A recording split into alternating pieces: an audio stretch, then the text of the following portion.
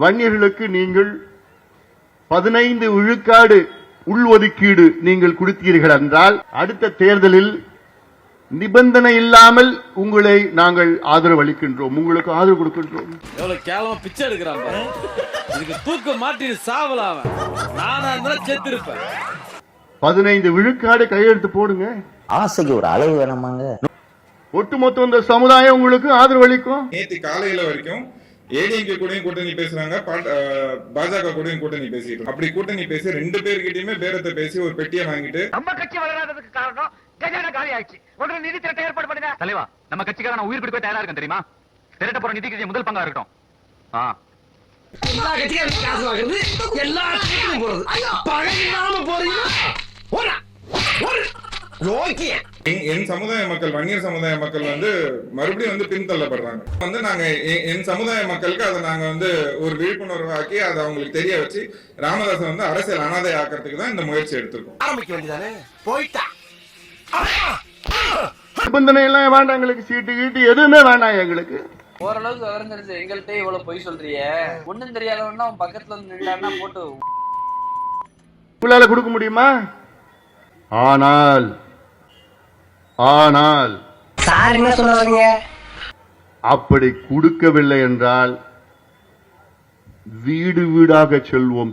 அக்கா, தென்மொழிக்கா, mummy, sister, அம்மா, ஏய் பிச்சைக்காரனாலே நான் ஒருத்தங்க இருக்கல, போறாங்க பக்கம். ஸ்டாலின் அவர்கள் வன்னியர்களுடைய விரோதி விரோதி விரோதி என்று இப்படிலாம் பண்ணு வச்சுக்கடா, நாசமா போயிருவடா, அழிஞ்சு போயிருவ. இந்த எண்ணத்தை மாத்திக்க. வீடு வீடாக போய் பிரச்சாரத்தை மேற்கொள்வோம். பக்கத்து வீட்டுல கோழி கொச்சுதான் குழம்பு மனதான மோப்ப முடிச்சுட்டாலே நாய், அது என்ன பேச்சு பேசுது? வீடு வீடாக பிரச்சாரத்தை மேற்கொள்வோம். அடுத்த தேர்தலில் மானமுள்ள ஒரு வன்னியம் கூட உங்களுக்கு வாக்களிக்க மாட்டான். பொறாம ஏன்டா அப்படி இருக்கானுங்க? எவனுமே முன்னேற கூடாதுங்கிறானுங்க, முன்னேறனால பொறாம பிடிச்சி அலையிறானுங்க. என்னதான் சொல்ற? அது எப்படி செய்யணும்னு எங்களுக்கு தெரியும். நீ எனக்கு ஓட்டு போடுவ? போட மாட்டேன். முன்னாடி போடவே கூடாதுன்னு சொல்லிடுவேன்ல, நீ அது போடுவ? போடவே மாட்டேன். இது எங்களுடைய சமூக நீதி போராட்டம். உனக்காக ஓட்ட போட்டு சட்டசபைக்கு அனுப்புனாங்களே உன் தொகுதி மக்கள், அவங்களுக்காக ஒரு 10 பைசா செலவு பண்ணிருப்பியா நீ? மீண்டும் மீண்டும் சொல்கின்றேன், வாங்க நம்ம எல்லாம் ஒன்னா சேரணும். ஓஹோ, பொதுமக்கள் கிட்ட நல்ல பேர் வாங்கி அப்படியே ஆட்சி பிடிக்கலான்னு பாக்குறீங்களா? இந்த பாரு, இந்த ஏரியாவில் நான் இருக்கிற வரைக்கும் அது நடக்காது. சேருகின்ற காலம் வந்து விட்டது. அடுத்தவர்கள் ஒரு 5 ஆண்டு காலம் ஆண்டு பார்ப்போமே. மூஞ்சில திருட்டுக்களை தாண்டவ மாறுதுடா, இவனை நம்பி எப்படா வேலை கொடுக்கறது? அது அவங்க குடும்ப கிடையாதா, அதை மாத்த முடியாது. அவர்கள் ஆண்டது போதும், வாய்ப்பு கொடுத்தாச்சு, நிறைய வாய்ப்பு கொடுத்தாச்சு. நீ பழனிக்கே பால் காவடி எடுத்தாலும் ஒரு அடி நகராது. பார்க்கலாமா? ஏண்டா எடுக்கிறது பிச்சை, பேசுறது ஏகத்தாளமா பேசுற? அவ்வளவுதான். ஒரு 5 ஆண்டு காலம். ஆக்டருக்குலாம் வாய்ப்பு கொடுக்குறீங்க, இந்த டாக்டருக்கு வாய்ப்பு கொடுங்கன்னு தான் கேட்கிறேன். ஒரே அடியா பிச்சை கேட்கறேன்னு வந்துட்டியே, ரொம்ப காசுப்படாமா? எங்களுடைய நோக்கம் எல்லாம் வளர்ச்சி திட்டம், அவ்வளவு வளர்ச்சி, அமைதியான முறையில் வளர்ச்சி இருக்க வேண்டும். நீங்க ஆணியே புடுங்க வேணா, இப்படி வாங்க ஓரமா, நாங்க பாத்துக்கலாம். சமூக நீதி. இப்ப சமீபத்தில் சாதிவாரி மக்கள் தொகை கணக்கெடுப்பு நடத்த வேண்டும் என்று ஒரு கருத்தரங்கம் நடத்தினோம். நீ திருந்தவே மாட்டடா. சென்னையில் நடத்தினோம், மதுரையில் நடத்தினோம், கோவையில் நடத்தினோம், அப்புறம் வேலூர்ல நடத்தினோம், சிதம்பரத்தில் நடத்தினோம். ஆனா என்ன பிரயோஜனம்? அம்மன் ஜல்லிக்கு பிரயோஜனம்டா. சாதி வச்சுதான் அவங்க அரசியல் பண்றாங்க. ஆனா அந்த சாதிக்கு இவங்க எதுவும் செஞ்சது கிடையாது. அதை வச்சுதான் அரசியல் பண்ணிட்டு இருக்காங்க. இப்படியே சொல்லிட்டு உன்னை கூட்டிட்டு போய் மூணுசாமி கோயில்ல கடா வெட்டுற மாதிரி வெட்டி. நான் கேட்கறது, சாதிவாரி மக்கள் தொகை கணக்கெடுப்புனா என்ன? நீயே சொல்லு. இவனு ஈக்குவலா மைண்டம் பண்றானே. இன்னைக்கு இடஒதுக்கீடு என்பது சாதியின் அடிப்படையில் தான் இடஒதுக்கீடு நமக்கு கிடைக்குது. ஏய் களிமண்ணு மண்டையா, அங்க பார். நம்மள்ட்ட இருக்கிறது சாதி ரீதியிலான இடஒதுக்கீடு இல்லை, முதல்ல அதை புரிஞ்சுக்கங்க. நம்மள்ட்ட இருக்கிறது சமூக ரீதியிலான இடஒதுக்கீடு, கம்யூனிட்டி பேஸ்டு ரிசர்வேஷன். ரிசர்வேஷன்ல என்னன்னு தெரியுமா உனக்கு? 2000 வருஷமா நம்ம கிட்ட இருந்து திருடந்த திருப்பி வாங்குறதுக்கு பேர் தான் ரிசர்வேஷன். நம்ம பொருளை நம்ம கிட்ட திருப்பி கொடுக்கறதுக்கே அவனை கிட்ட போய் கெஞ்ச வேண்டியதா இருக்குது. நியாயப்படி பார்த்தா அவனுங்களே கொடுக்கிற அளவுக்கு 4 அப்பி இருக்கும். தமிழ்நாடு என்கிற குடிகார நாடு அல்லது குடிகார நாடு என்கிற தமிழ்நாடு அறபோது நாளை யாரை எழுப்பி விட்டது? இதற்கு தமிழ்நாடு என்று பெயர் வைத்தார்கள். இது தமிழ்நாடு அல்ல. என்ன சொல்ல வர? இப்பொழுது குடிகார நாடு. அதுக்கு என்னங்கிற இப்ப ஆனா கொஞ்சம் சும்மா இருக்கியா, மனப்பாடம் பண்ணி ஓட்டிக்கிட்டு இருக்கேன். 45 ஆண்டுகளாக தமிழ்நாட்டில் ஒரு சமூக நீதிக்காக தன்னை அர்ப்பணித்துக் கொண்டிருக்கக்கூடிய சமூக நீதி போராளி மருத்துவர் ஐயா அவர்கள். இது ஆக்ஷன் மேடம், இது ஆக்ஷன். பச்சை போய் பேசுற. என்ன பெரியவரை திட்டுறீங்க? உங்களுக்கு தெரியாதுங்க டீச்சர், இது என்னென்ன காரியம் செய்து தெரியுங்களா?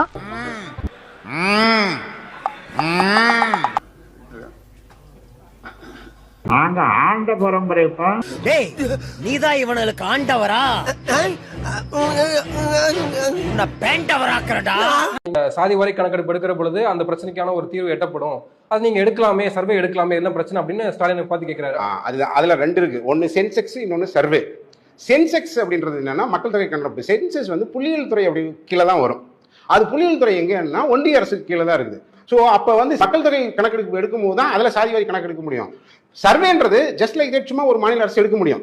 ஆனால் அதை எடுத்து அதனால நீங்கள் ஒரு சட்டத்தை உருவாக்கி பண்ண முடியாது. இப்போ நீங்கள் பார்த்துருப்பீங்க பீகாரில் என்ன ஆச்சு அப்படின்னா, இதே மாதிரி தான் சர்வே வழியாக அவங்க ஒரு 65% இடஒதுக்கீடு கொடுத்து இன்னைக்கு என்னாச்சு, உயர்நீதிமன்றத்தில் அது வந்து ரிஜெக்ட் பண்ணியிருக்கு. நம்ம சென்சஸ் எடுக்கிறது கண்டிப்பாக ஒன்றிய அரசு தான் எடுக்க முடியும். அப்போ ராமதாஸ் யாரை பார்த்து கேட்க வேண்டிய கேள்வி இது? சென்ட்ரல் கவர்மெண்ட்டை பார்த்து தான் கேட்கணும். இங்கே மாநில அரசுக்கு அதுக்கு அதிகாரமே கிடையாது. அதிகாரம் இல்லாத ஒரு இடத்துல வேணுனே வந்து இவங்க வந்து பொலிட்டிக்கலாக அவரை வந்து தாக்கணுன்றதுக்காக இவங்க வந்து அதை பேசிட்டு எனக்கு வந்து எடுத்துக்கொடு மாநில அரசால் அதை எடுக்கிறதுக்கான வாய்ப்பே கிடையாது. இல்லை வேணும்னு ஒரு நீண்டகால அரசியல் வரலாறு இருக்கு இல்லையா அவருக்கு, அவர் வந்து வேணும்னே இந்த அரசியல் பண்ணணும்னு நினைக்கிறாரா? கண்டிப்பாக அவர் பண்ணணும்னு நினைக்கிறேன். ஏன்னா நீண்டகால அரசியலில் அவருக்கு இருந்த வாக்கு வங்கி குறைஞ்சிக்கிட்டே வருது. முன்னே இருந்து வாக்கு வாங்கிக்கும் இப்போ இருக்கிற வாக்கு வாங்கிக்கும் குறைஞ்சிட்டே வருது. அவருக்கு அரசியல் பண்ணுறதுக்கு வேற எந்த காரணமுமே கிடையாது. சாதி வச்சு மட்டும்தான் பண்ண முடியும். ஏன்னா அவர் ஒரு சாதி தலைவர் மாதிரி தான் இருக்கார்.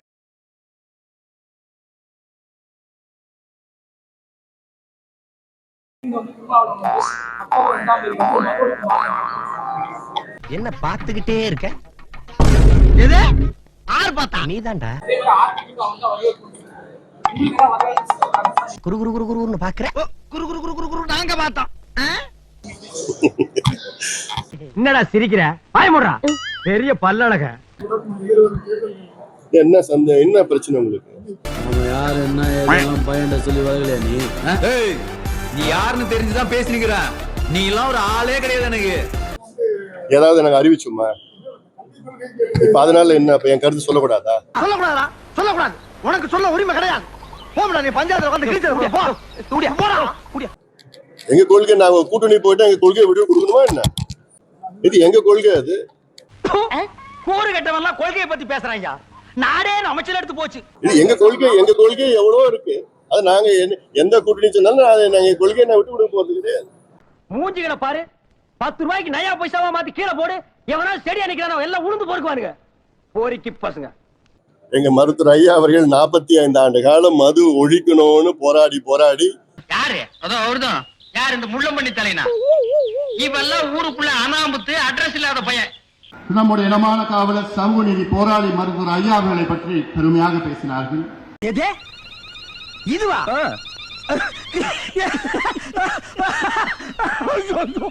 மருத்துவர் ஐயா அவர்களுக்கு பாரத் ரத்னா விருதை வழங்க வேண்டும்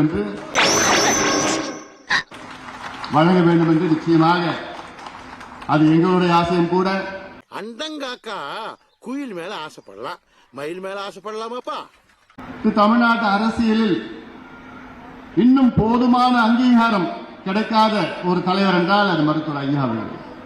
அது என்னமா கொஞ்சம் கூட வெக்கப்படாம பேசிட்ட? எத்தனையோ கடுமையான உழைப்பு. என்ன செஞ்ச? அணுகுண்டு செஞ்சு அயல் நாட்டுக்கு வியாபாரம் பண்ணியா இல்ல இந்தியாவினுடைய பொருளாதாரத்தை பெருக்கி காட்டினியா? என்னடா செஞ்ச நீ சொல்ற? ஆனால் ஐயாவுக்கு ஒரு சிலர் வைத்திருக்கின்ற பெயர் அல்பம், ஒரு கேடு கெட்ட புறம்போக்கு. உடுமச்சான் இப்ப அவனை திட்டுற மூட்ல இல்ல. ஜாதி என்பது அது அசிங்கமான ஒரு சொல். ஜாதி என்பது ஒரு அழகான ஒரு சொல். அந்த ஆள் என்ன சொன்ன? ஜாதி என்பது அது அசிங்கமான ஒரு சொல்.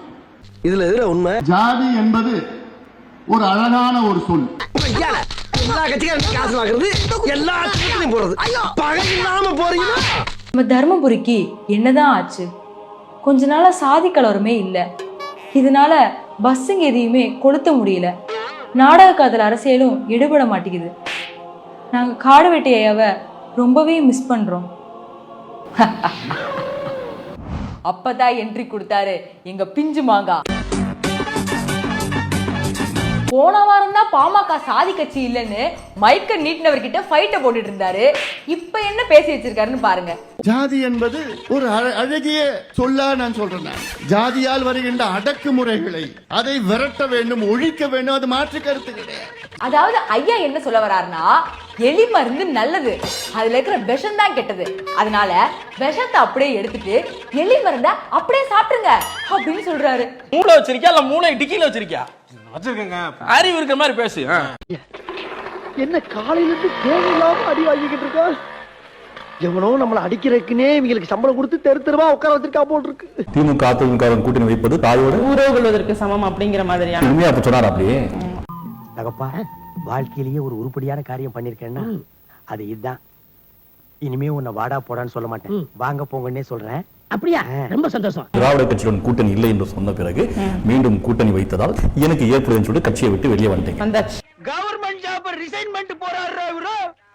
சோரி புடிச்ச மொன்னா நாயி. ஈரோடு இடைத்தேர்தல், உங்க கட்சி நீங்க எடப்பாடிக்கு ஆதரவு. நிச்சயமா. என்ன கேலி கூத்து? இப்போ நீங்க வந்துட்டு அரசியல் ஊழல் எதிர்க்கிறீங்க, வாரிசு எதிர்க்கிறீங்க. வாரிசு நான் எதிர்க்கல. எதிர்க்க முடியாது. நீங்க ஏற்கனவே பாமக இருந்தீங்க, அங்க வாரிசு இருந்துச்சு, நீங்க வாரிசாவே இருந்தீங்க. அப்பா அண்ணன் தங்கச்சின்னு வாரிசா இருந்தீங்க. கலைந்திடும் கனவுகள் அவை படைத்தாள் அண்ணன் கற்பனை தேரி. 10 ஆண்டு காலமாக பாட்டாளி மக்கள் கட்சி டெல்லியிலே தேசிய ஜனநாயக கூட்டணியின் அங்கமாக இருந்து வருகிறது. வருகின்ற மக்களவை தேர்தலில் தமிழ்நாட்டில் பாட்டாளி மக்கள் கட்சி தேசிய ஜனநாயக கூட்டணியில் சேர்ந்து வருகின்ற தேர்தலை போட்டியிட முடிவு செய்திருக்கிறது. தம்பி போதும்பா. ஏற்கனவே அசம்பிளியில போய் என்னத்தை பேசி மக்கள் பிரச்சனையை தீர்த்திருக்கீங்கன்னு வேற கேட்குறாங்க. இப்போ வேற தமிழ்நாட்டையே மாற்ற போறேன்னு வேற பேசுறீங்க. எலை கூட கூட்டணி வைக்கலான்னு சொன்னேன், கொஞ்சமாவது தமிழ்நாட்டில் சப்போர்ட் கிடைக்கும்னு சொன்னேன். யாரு கேட்குறா என் பேச்ச?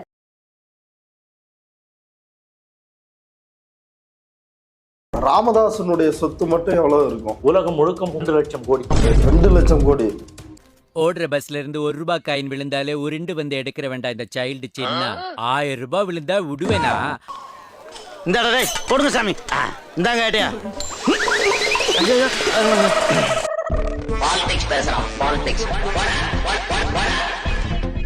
இப்போ அப்பாவுக்கும் மகனுக்கும் இடையில் என்ன பிரச்சனை சார்? பிரச்சனை என்னன்னு கேட்டா சொத்து பிரச்சனை வருது. உனக்கு எனக்கு இவ்வளவு தூரம் ஆனதுக்கு அப்புறம் நீ எனக்கு பிள்ளையும் இல்ல, நான் உனக்கு அப்பனும் இல்ல. சுசீலா என்கின்ற 2வது மனைவி இருக்கிறாங்க. அப்படியா? ராமதாஸுக்கு 2 மனைவிகளா? ஆமா. 2 பேரா மாமி?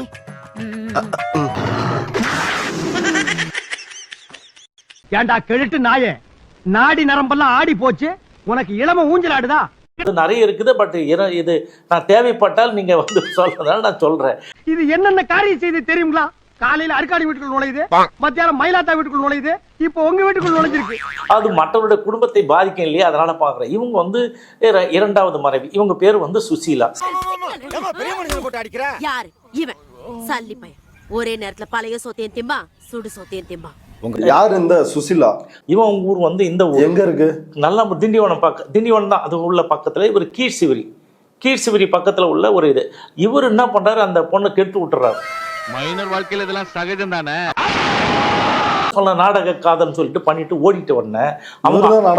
இவன் தான் முதல் நாடக காதல் பண்ணி ஊர் உலகத்துக்கு பண்ணது. டபுள் டக்கர் நாராயணா, பல்லே ஆலியா நீ. வியாபாரமே ஆவாத ஓட்ட தக்காளி எல்லாம் வியாபாரம் பண்ற. அவருக்கு இதெல்லாம் கை தேர்ந்த ஆளு. நாடக காதலை பத்தி எல்லாம் சொல்றது, தப்பா பேசுறது, ப்ரொஜெக்ட் பண்றது, கேவலப்படுத்துதெல்லாம் அது. ஐயோ, இவன் என்ன ஜென்மம், சரியான சாக்கடையா இருப்பான் போல் இருக்கே. அப்படி இருக்கின்ற பொழுது அந்த சுசீலாவை தான் கிளினிக்கு கிளீன் பண்றது, இந்த வேலையை செய்யறவங்க சுசீலா. ஆமா. இப்படி என்ன கிளம்ப வேண்டியதானே? அதான் துப்பிட்டில போக வேண்டியதானே. சரி நான் போறேன்டா, இருந்தா துப்பிக்கிட்டே இருப்பேன். அது கல்யாணம் பண்ணி கொடுக்குறாங்க திருவண்ணாமலையில். கல்யாணம் பண்ணி கொடுத்தவொன்னே அது கல்யாணம் பண்ணுறவரெல்லாம் விட்டாங்க, தாலி கட்டிட்டு அந்த அவன் வீட்டுக்கு போச்சு பாருங்க, ஊருக்கு போச்சுல்ல, உடனே ஆள் அனுப்பி அந்த பொண்ணு தாலி அறுத்து அங்கேயே போட்டு அவனை 2 செவுட்டில் விட்டுட்டு அந்த பொண்ணை தூக்கின்னு வந்துட்டாங்க. ஏண்டா தர்த்தரம் முடிச்ச மூதேவி, உன் கதையினோட காரி துப்புற மாதிரி இருக்கு. தூக்கின்னு வந்ததுலேருந்து ஒரு வச்சுட்டு இருக்காரு, பாதுகாத்துட்டு இருக்காரு.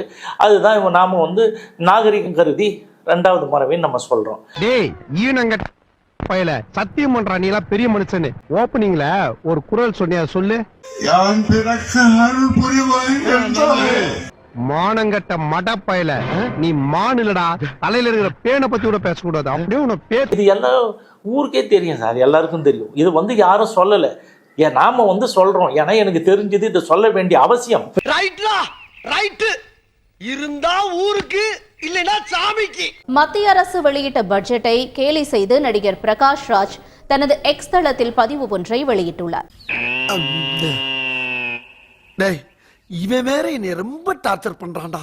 அதில் இலையில் அல்வா இருப்பது போன்ற புகைப்படத்தை பகிர்ந்த அவர், ஆந்திரா, பீகார் ஆகிய மாநிலங்களின் பட்ஜெட் தற்போது வெளியாகியுள்ளது.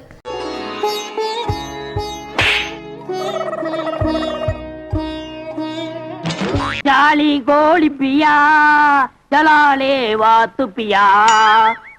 மற்ற மாநிலங்கள் மகிழ்ச்சியாக அல்வா சாப்பிடலாம் என்று குறிப்பிட்டுள்ளார். இன்னுமா புரியல?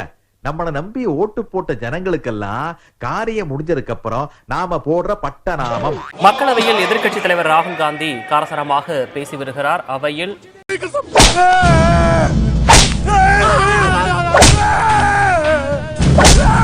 எதிர் ஆளுங்கட்சியினரும் அதற்கு பதிலளித்து பேசி வருகின்றனர்.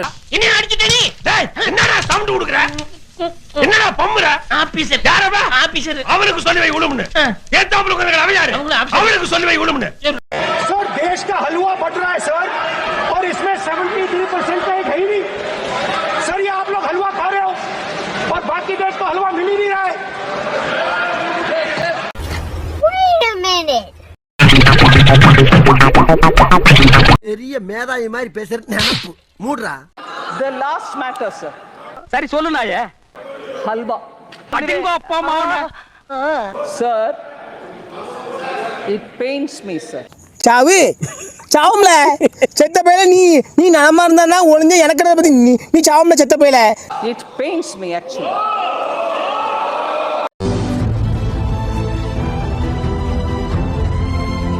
ये हो क्या रहा है सर? सर देश का हलवा बट रहा है सर और इसमें 73% का एक है ही नहीं सर ये आप लोग हलवा खा रहे हो.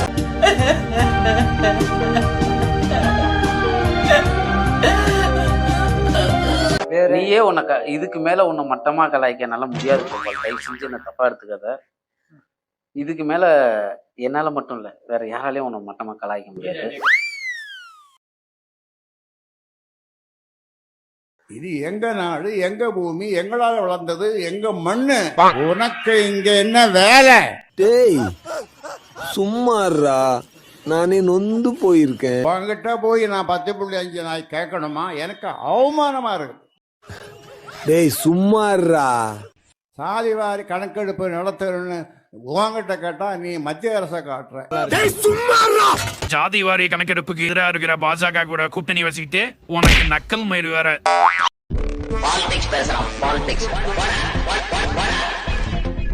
உங்க அப்பாவும் விட்டு சொத்தியா நாங்க கேட்கறோம்? 10.5. இது எங்க நாடு, எங்க பூமி, எங்களால வளர்ந்தது, எங்க மண்ணு. உனக்கு இங்க என்ன வேலை? சாப்பிடுற அண்டம் கிடுகிடுன்னு நடுக்க போகுது. அவங்க தலைவருக்கு என்ன பேர் தெரியுமா? அவருக்கு ஐயா தமிழ் குடி தாங்கி டாக்டர் ஐயா. திட்டு சர்டிபிகேட்ல படிச்ச புறம்போக்கு தானே அவன். இவ்வளவு டீப்பா போறாங்க. ஐயோ ஏண்டா உன் படிப்பே ஒழுக்கம் இல்ல, இவரு தமிழ் குடி தாங்கி மயிரை புடிங்கி நட்டு நிக்க வச்ச.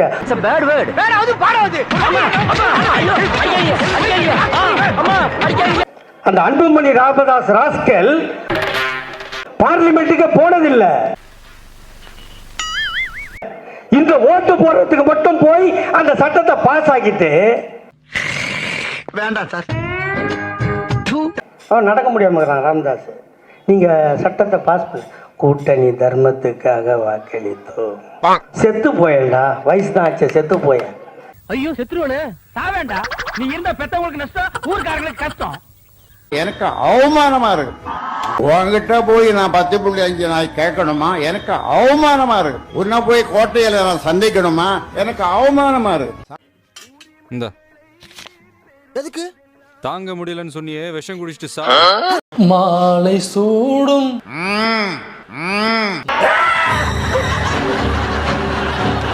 மஞ்சம் தேடும்.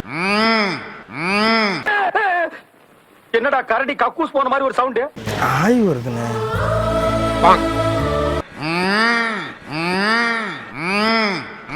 இப்படி இளையராஜாவுக்கு மியூசிக்ல மட்டும் இல்ல, ஒரு பிஜேபிக்கு சொம்படிக்கிறதையும் டஃப் கொடுக்குற ஒரு ஆளாக நமது ஐயா மரியாதைக்குரிய மருத்துவர் மத்திய பட்ஜெட்டில் தமிழ்நாடு பெயர் இடம்பெற்றிருக்க வேண்டும் என்றால் தங்களை 25 தொகுதிகளில் ஜெயிக்க வைத்திருக்க வேண்டும் என பாமக தலைவர் அன்புமணி ராமதாஸ் தெரிவித்தார். ஆசை வேணா இருக்கலாம், ஆனா அதுக்கு முக லட்சணம் வேணும் இல்ல. பட்ஜெட்ல ஒரு மாநிலம் பேர் வராது ஒரு பிரச்சனை. அப்போ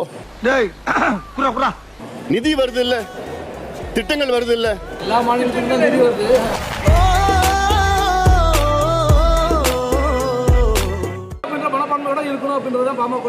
எவ்வளவு கொடுத்தான் தெரியுமா உனக்கு? அவன் இவன் என்ற எகத்தாளம் வேண்டாம். ஆந்திராவிட தமிழ்நாடு அதிக நிதி வந்திருக்கு தெரியுமா?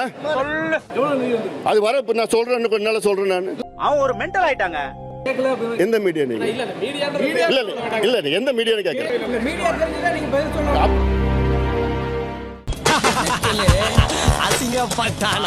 இன்னைக்கு அதையெல்லாம் நான் மருத்துவர் மட்டும் இல்லடா, எனக்குள்ள ஒரு இசையமைப்பாளரும் இருக்கிறேன். நான் ஒரு கலைஞானிடா. அப்படியே களத்துல இறங்கி சும்மா கதகலம் பண்ணி கொண்டு இருக்கிற நமது ஐயா ராமதாஸ் அவர்கள் சும்மா இருக்காம குடிச்சிங்கன்னா உங்க ஜாதி முன்னேறிடும். எவ்வளவு நாள் உற்பத்தி பண்றோம் நாங்க. பீர் வேணுமா, விஸ்கி வேணுமா, கிஸ்கி வேணுமா, ரம்மு வேணுமா, ஜிம்மு வேணுமா, அது வேணுமா? நீ இவ்வளவு வச்சு பேசுறிய, உன்னால எங்களுக்கு ஒரு சிங்கிள் டீ வேந்திர முடியுமா? கேட்டா எங்களுக்கு நீ மூத்த வேண்டுகிற, நீயும் வெக்கமில்லாம. இங்க குடிக்க வைக்கிற இந்த மகானுபாவர்கள், அதிலிருந்து இந்த மக்களை மீட்க முடியாத என்று தவிக்கிற நான். யார் நீயா? அது என்னமா அப்ப கொஞ்சம் கூட வெக்கப்படாம பேசிட்ட? இப்போ கவிஞர்கள் பேசும்போது கூட 2-3 பேர் சொன்னார்கள், ஊமை ஜனங்க. ஊமை ஜனங்கள் இன்னும் ஒரு 2 மாசத்துல பேச போறாங்க.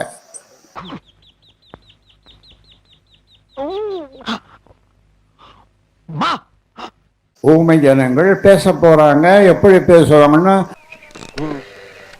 நாடே கிடுகிடுக்க, நாடே ஸ்தம்பிக்க. மொட்டத்தலைன்னு ஒரு பைத்தியக்காரனாய். ஊமை ஜனங்களா இருந்தவங்களுக்கு இவ்வளவு தைரியம், துணிச்சல் எப்படி வந்ததுன்னு மற்றவங்க பேச, ஆட்சியில் இருக்கிறவர்களுடைய அவர்களுடைய இது சாய, குடை சாய. ஏன்டா சாயிர? டேய், ஏன் சாயிர? அறிவில்லாடா உனக்கு? 3 நேரம் கொட்டை இல்ல. சொல்றத கவனமா கேளுடா. கோலோச்சுவது போதுமடா சாமி என்று விட்டு ஓட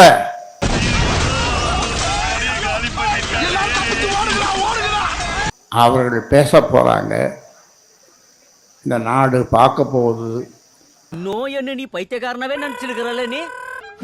பைத்தியம் முட்டில கொட்டாங்குச்சி தேயிற அளவுக்கு முட்டி போட வச்சுடா. இந்த நாடு தாங்காது. போடா டேய், வீட்டுல ஏதாவது வேலை இருந்தா போய் பாரு. உங்க அப்பாவும் விட்டு சொத்தியா நாங்க கேட்கறோம். 10.5. உங்களுக்கு அவ்வளவு திராணி இருந்தா, தெம்பு இருந்தா நீங்க மக்கள்கிட்ட போங்க, உங்க கருத்தை சொல்லுங்க, உங்க கொள்கையை சொல்லுங்க. நீங்க மக்கள்கிட்ட செல்வாக்கு பெற்று வாக்குகளை பெற்று போய் அதிகாரத்துல போய் உட்காருங்க. யார் தடுத்தா அவங்கள? முதலமைச்சராக இருக்கக்கூடியவர் இன்னைக்கு அந்த பொறுப்புல உட்கார்ந்து இருக்காரு அப்படின்னா என்ன ஏதோ லாபி பண்ணி போய் உட்கார்ந்து இருக்காரா, அல்லது யாராவது நியமிச்சாங்களா அவரை? அவர் மக்கள்கிட்ட போயிருக்காரு. மக்கள்கிட்ட போய் மக்கள் அங்கீகரித்து ஓட்டு போட்டு மக்களிடம் செல்வாக்கு பெற்று இன்னைக்கு அந்த இடத்துல உட்கார்ந்து இருக்கிறார். அப்ப அவரை நீங்கள் அகற்ற வேண்டும் என்றால் திரும்ப மக்கள்கிட்ட நீங்க போங்க, உங்க கருத்தை சொல்லுங்க, உங்களுக்கான கொள்கையை சொல்லுங்க. உங்க கொள்கையை சொன்னா யாராவது ஓட்டு போடுவாங்களா? குடிசையை கொளுத்துற கொள்கை, சாதி வெறி ஊட்டக்கூடிய கொள்கை, இங்க இருக்கக்கூடிய பட்டியலின மக்களை எதிரியா நிறுத்தி 19 81 போட்டு பார்த்துடலாம்னு சொல்லிட்டு ஊர் ஊரா கூட்டம் போட்ட கொள்கை, நாடக காதல்னு சொல்லி பட்டியலின மக்களை இழிவுபடுத்தக்கூடிய கொள்கை. அப்படிப்பட்ட ஒரு கொள்கையை வச்சுக்கிட்டு உங்களை எப்படி மத்தவங்க ஏத்துக்குவாங்க? உங்களை எப்படி மற்ற சமூகங்கள் ஏத்துக்கும்? உங்களை எப்படி மற்ற மக்கள் ஓட்டு போட்டு தேர்ந்தெடுப்பாங்க? அப்போ நீங்க சொந்த சமூகத்துக்கு உண்மையா இல்ல, மற்ற சமூகத்துக்கு உண்மையா இல்லை என்னும் போது நீங்கள் அம்பலப்பட்டு நிற்கிறீர்கள். அப்ப அம்பலப்பட்டு நிற்கிற நீங்கள் அந்த விரக்தியை வெளிப்படுத்துறீங்க. அப்போ எப்பவுமே தோற்று போனவர்கள் வெற்றி பெற்றவர்கள் மேல ஆத்திரத்தை காட்டுவாங்க. இவனுடைய பலவீனத்தை மறைப்பதற்கு மற்றவர்கள் பலமானவர்களை அவதூறு பேசுறது என்பது அதை இன்னைக்கு அவர் வெளிப்படுத்தி இருக்கிறார். ஒடுக்கப்பட்ட சமுதாயம் எங்களுக்கு ஆதரவு கொடுத்தா இத சொன்ன உங்களுக்கு மூஞ்சில காரி துப்பலான்னு தோணுது. துப்பணும் போல இருக்கு. வேணாங்கப்பா, விட்டுருங்க. நிச்சயமா நாங்கள் ஒரு தலித் சமுதாயத்தை சார்ந்தவர் முதலமைச்சரா நாங்க ஆக்குவோம். அந்த ஆளு சொல்றது உண்மையா? இது வெறும் பேச்சு கிடையாது. எங்க அம்மா மேல சத்தியமா நாங்க செய்வோம். நீங்க சும்மா செஞ்சிட்டாலும் நாங்க அப்படியே அசந்து அழுத்து தான் போயிருவோம். இன்னைக்கு பட்டியலின சமுதாயத்திற்கு அதிகமா செய்தது எங்களுடைய மருத்துவர் ஐயாவும் பாட்டாளி மக்கள் கட்சி தான். வேற யாருமே கிட்ட கூட வர முடியாது. அடா பாவி, காதுல பூ சுத்தலாம், இவன் 70mm பிலிமையே சுத்திருக்கா. கிட்ட கூட வர முடியாது. அதுல உங்க மாதிரி 4 பேர் நாட்டுல இருந்தா அந்த நாடு கோவிந்தா. அதாவது நான் மத்திய அமைச்சரா இருந்த நேரத்துல 22 ஆண்டுகளாக நீ பிச்சை எடுத்தியா? இல்ல 1947. பிச்சைக்காரன் தட்டுல இருந்து நீ எடுத்துக்கிட்டியா? இல்ல 1947. அம்மா, மத்தியில் உள்ள மருத்துவ படிப்பில் ஒன்னும் புடுங்க வேண்டாம், ஸ்ட்ரைட்டா கதைக்குவா. பட்டியலின மக்களுக்கு இடஒதுக்கீடு கிடையாது. தற்கூரி நாயங்களா, ஏன்டா இந்த மாதிரி அநியாயம் பண்றீங்க? முதலாக பட்டியலின மக்களுக்கு இந்திய அளவில் ஆல் இந்தியா மெடிக்கல் கோட்டாவில் மெடிக்கல்ல இடஒதுக்கீடு கொண்டு வந்தது இந்த அன்புமணி ராமதாஸ் கொண்டு வந்தார். கொண்டு வர செய்ய சொன்னது மருத்துவர் ஐயா அவர்கள் சொன்னது அல்ல. இவனுக்கு முகரக்கட்டையெல்லாம் பார்த்தாக்க அவ்வளவு நல்லவனுங்க மாதிரி தெரியலையடா. இது ஏதோ ஒரு விளம்பரத்துக்காக நாங்க பண்ணல. நாங்க அதெல்லாம் எவ்வளோ திட்டங்கள் நன்மைகள் தாழ்த்தப்பட்ட சமுதாயம் பட்டியலின சமுதாயத்திற்கு தொடர்ந்து நாங்கள் செய்து வருகின்றோம். இன்னும் செய்ய காத்துக் கொண்டிருக்கின்றோம். ஒரு பண்ண வேணாம் சார், எல்லாம் சரக்கு போட்டு மூடிட்டு குப்புறப்படுத்துங்க.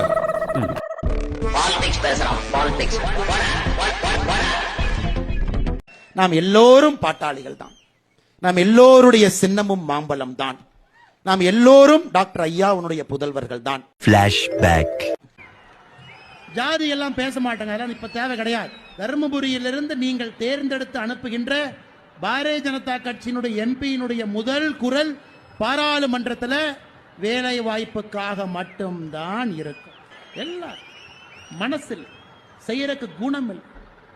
வளர்ந்துட்டாங்கன்னா ஓட்டு போட மாட்டாங்க. ஜாதியை தாண்டி இங்க வளர்ச்சியை கொண்டு வந்துட்டோம்னா நம்ம கைக்கு கட்டுப்பட மாட்டாங்கன்னு திட்டம் போட்டு ஒரு கும்பல் உங்களை அடிமைப்படுத்தி வைத்திருக்கிறது. அதுவும் இந்த மேடையிலிருந்து தைரியமாக நான் சொல்லிவிட்டு செல்லுகிறேன். வெக்கமா இல்ல இந்த பொழப்பு வேற எவனா பொழப்பானடா, மானங்கிட்ட பொழப்பு. அனைத்து இந்திய அண்ணா திராவிட முன்னேற்ற கழக ஆட்சி இருக்கின்ற பொழுது, பொன்மனச்சம்மல் புரட்சி தலைவர் எம்ஜிஆருடைய நூற்றாண்டு வருகின்ற பொழுது அதை கொண்டாடுகின்ற விதமாக நாங்களும் 100 ரூபாய் நாணயம் வெளியிட்டோம். அப்ப நாங்களே வெளியிட்டோம். பாரதிய ஜனதா கூட்டணி இருக்கும்போது கூட நாங்க கூப்பிடல.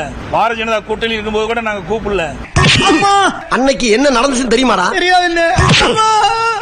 இப்ப தெரிஞ்சுக்க. Plastic open.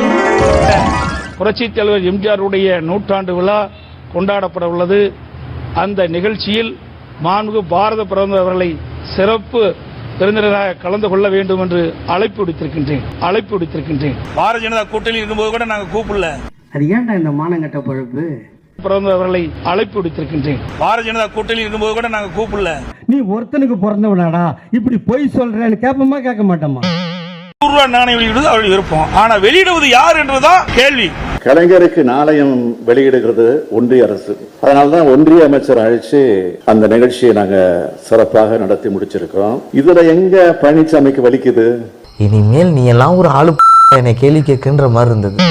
எம்ஜிஆருக்கு நாணயம் வெளியிட்டாங்க. யாரை வெளியிட்டாங்க தெரியுமா? ஒன்றியத்திலிருந்து யாரும் வரல, அவரே வெளியிட்டாரு. பாரத பிரதமர் அவர்களை சிறப்பு விருந்தினராக கலந்து கொள்ள வேண்டும் என்று அழைப்பு விடுத்திருக்கின்றேன். எடப்பாடி பழனிசாமியே வெளியிட்டாரு. ஏன்னா ஒன்றிய அரசு அவரை மதிக்கல. உங்க ஊர்ல உன்னை யாருமே மதிக்கிறது இல்ல போல. என்னையுமே பாருங்க, என்னையும் உங்களுக்கு மறுத்துட்டாங்க. இதுதான் அவருக்கு இருந்த மரியாதை. அவர் ஒரு முதலமைச்சராகவே நினைக்கல, ஏன் மனுஷனாகவே நினைக்கல. மனுஷனா மானரசம் வேணும், அது மனுஷனுக்கு தானே. ஆமா இல்ல கேக்குறாரு, ஏன் ராகுல் காந்தி அழைக்கல? ஏன் திரு ராகுல் காந்தி அவருக்கு கணக்கு தெரியுங்க? ஐயா எதிர்கட்சி தலைவர் அவர்களே, இந்த நிகழ்ச்சி திமுக நடத்தல, அது ஒன்றிய அரசினுடைய நிகழ்ச்சி. அதை முதல்ல புரிஞ்சுக்கணும். அதுல பாத்தீங்கன்னா பெரிய புதுசாலி நடத்தி உட்காருவீங்க, ஆனா உங்களுக்கு உங்களை தவிர மத்த எல்லாருக்கும் நீங்க முட்டாள்னு தெரிஞ்சு போயிடும். ஆக அந்த அடிப்படையில தான் அந்த நிகழ்ச்சி நடந்தது. இந்த சராசரி அறிவை கூட தெரிஞ்சிக்காம ஒரு எதிர்கட்சி தலைவர் இருக்கிறார் என்பதுதான் நமக்கெல்லாம் வேதனையாக இருக்கிறது. அளவா துண்ணா அளவா அறிவு வேலை செய்யும், அதிகமா துண்ணா உடம்பு வீங்கும், புத்தி வேலை செய்யாது. அதுதான் பழனிசாமி. அந்த நாணயம் வெளியிடுகின்ற பொழுது அது இந்தியில் வரும்னு அவருக்கு தெரியும், அதுக்கு உடன்பட்டு தான் அந்த நாணயத்தை வெளியிடுறார். ஆக அந்த தமிழ் வெல்லும் எடுத்து தமிழ் தான் எழுதப்பட்டிருக்கு.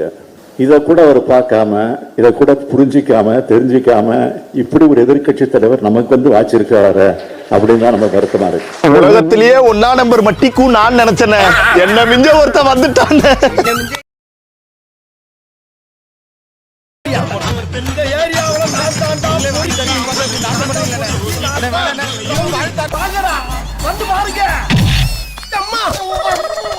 தமிழ்நாட்டை பாட்டாளி மக்கள் கட்சி ஆள வேண்டும். அதுக்கெல்லாம் ஒரு முகராசி வேலையா? என் முகத்துல ராசி இல்லையா? ஏதோ நாம் ஆள வேண்டும் என்றால் நமக்கு எல்லாம் பதவி ஆசை இருக்கிறதா என்றால் நிச்சயமாக இல்லை. நாம் ஆள வேண்டும் என்ற நோக்கம் தமிழ்நாட்டை முன்னேற்ற வேண்டும். நீ யாரு, என்ன குலம் கோத்திரம் எல்லாம் தெரியுண்டா?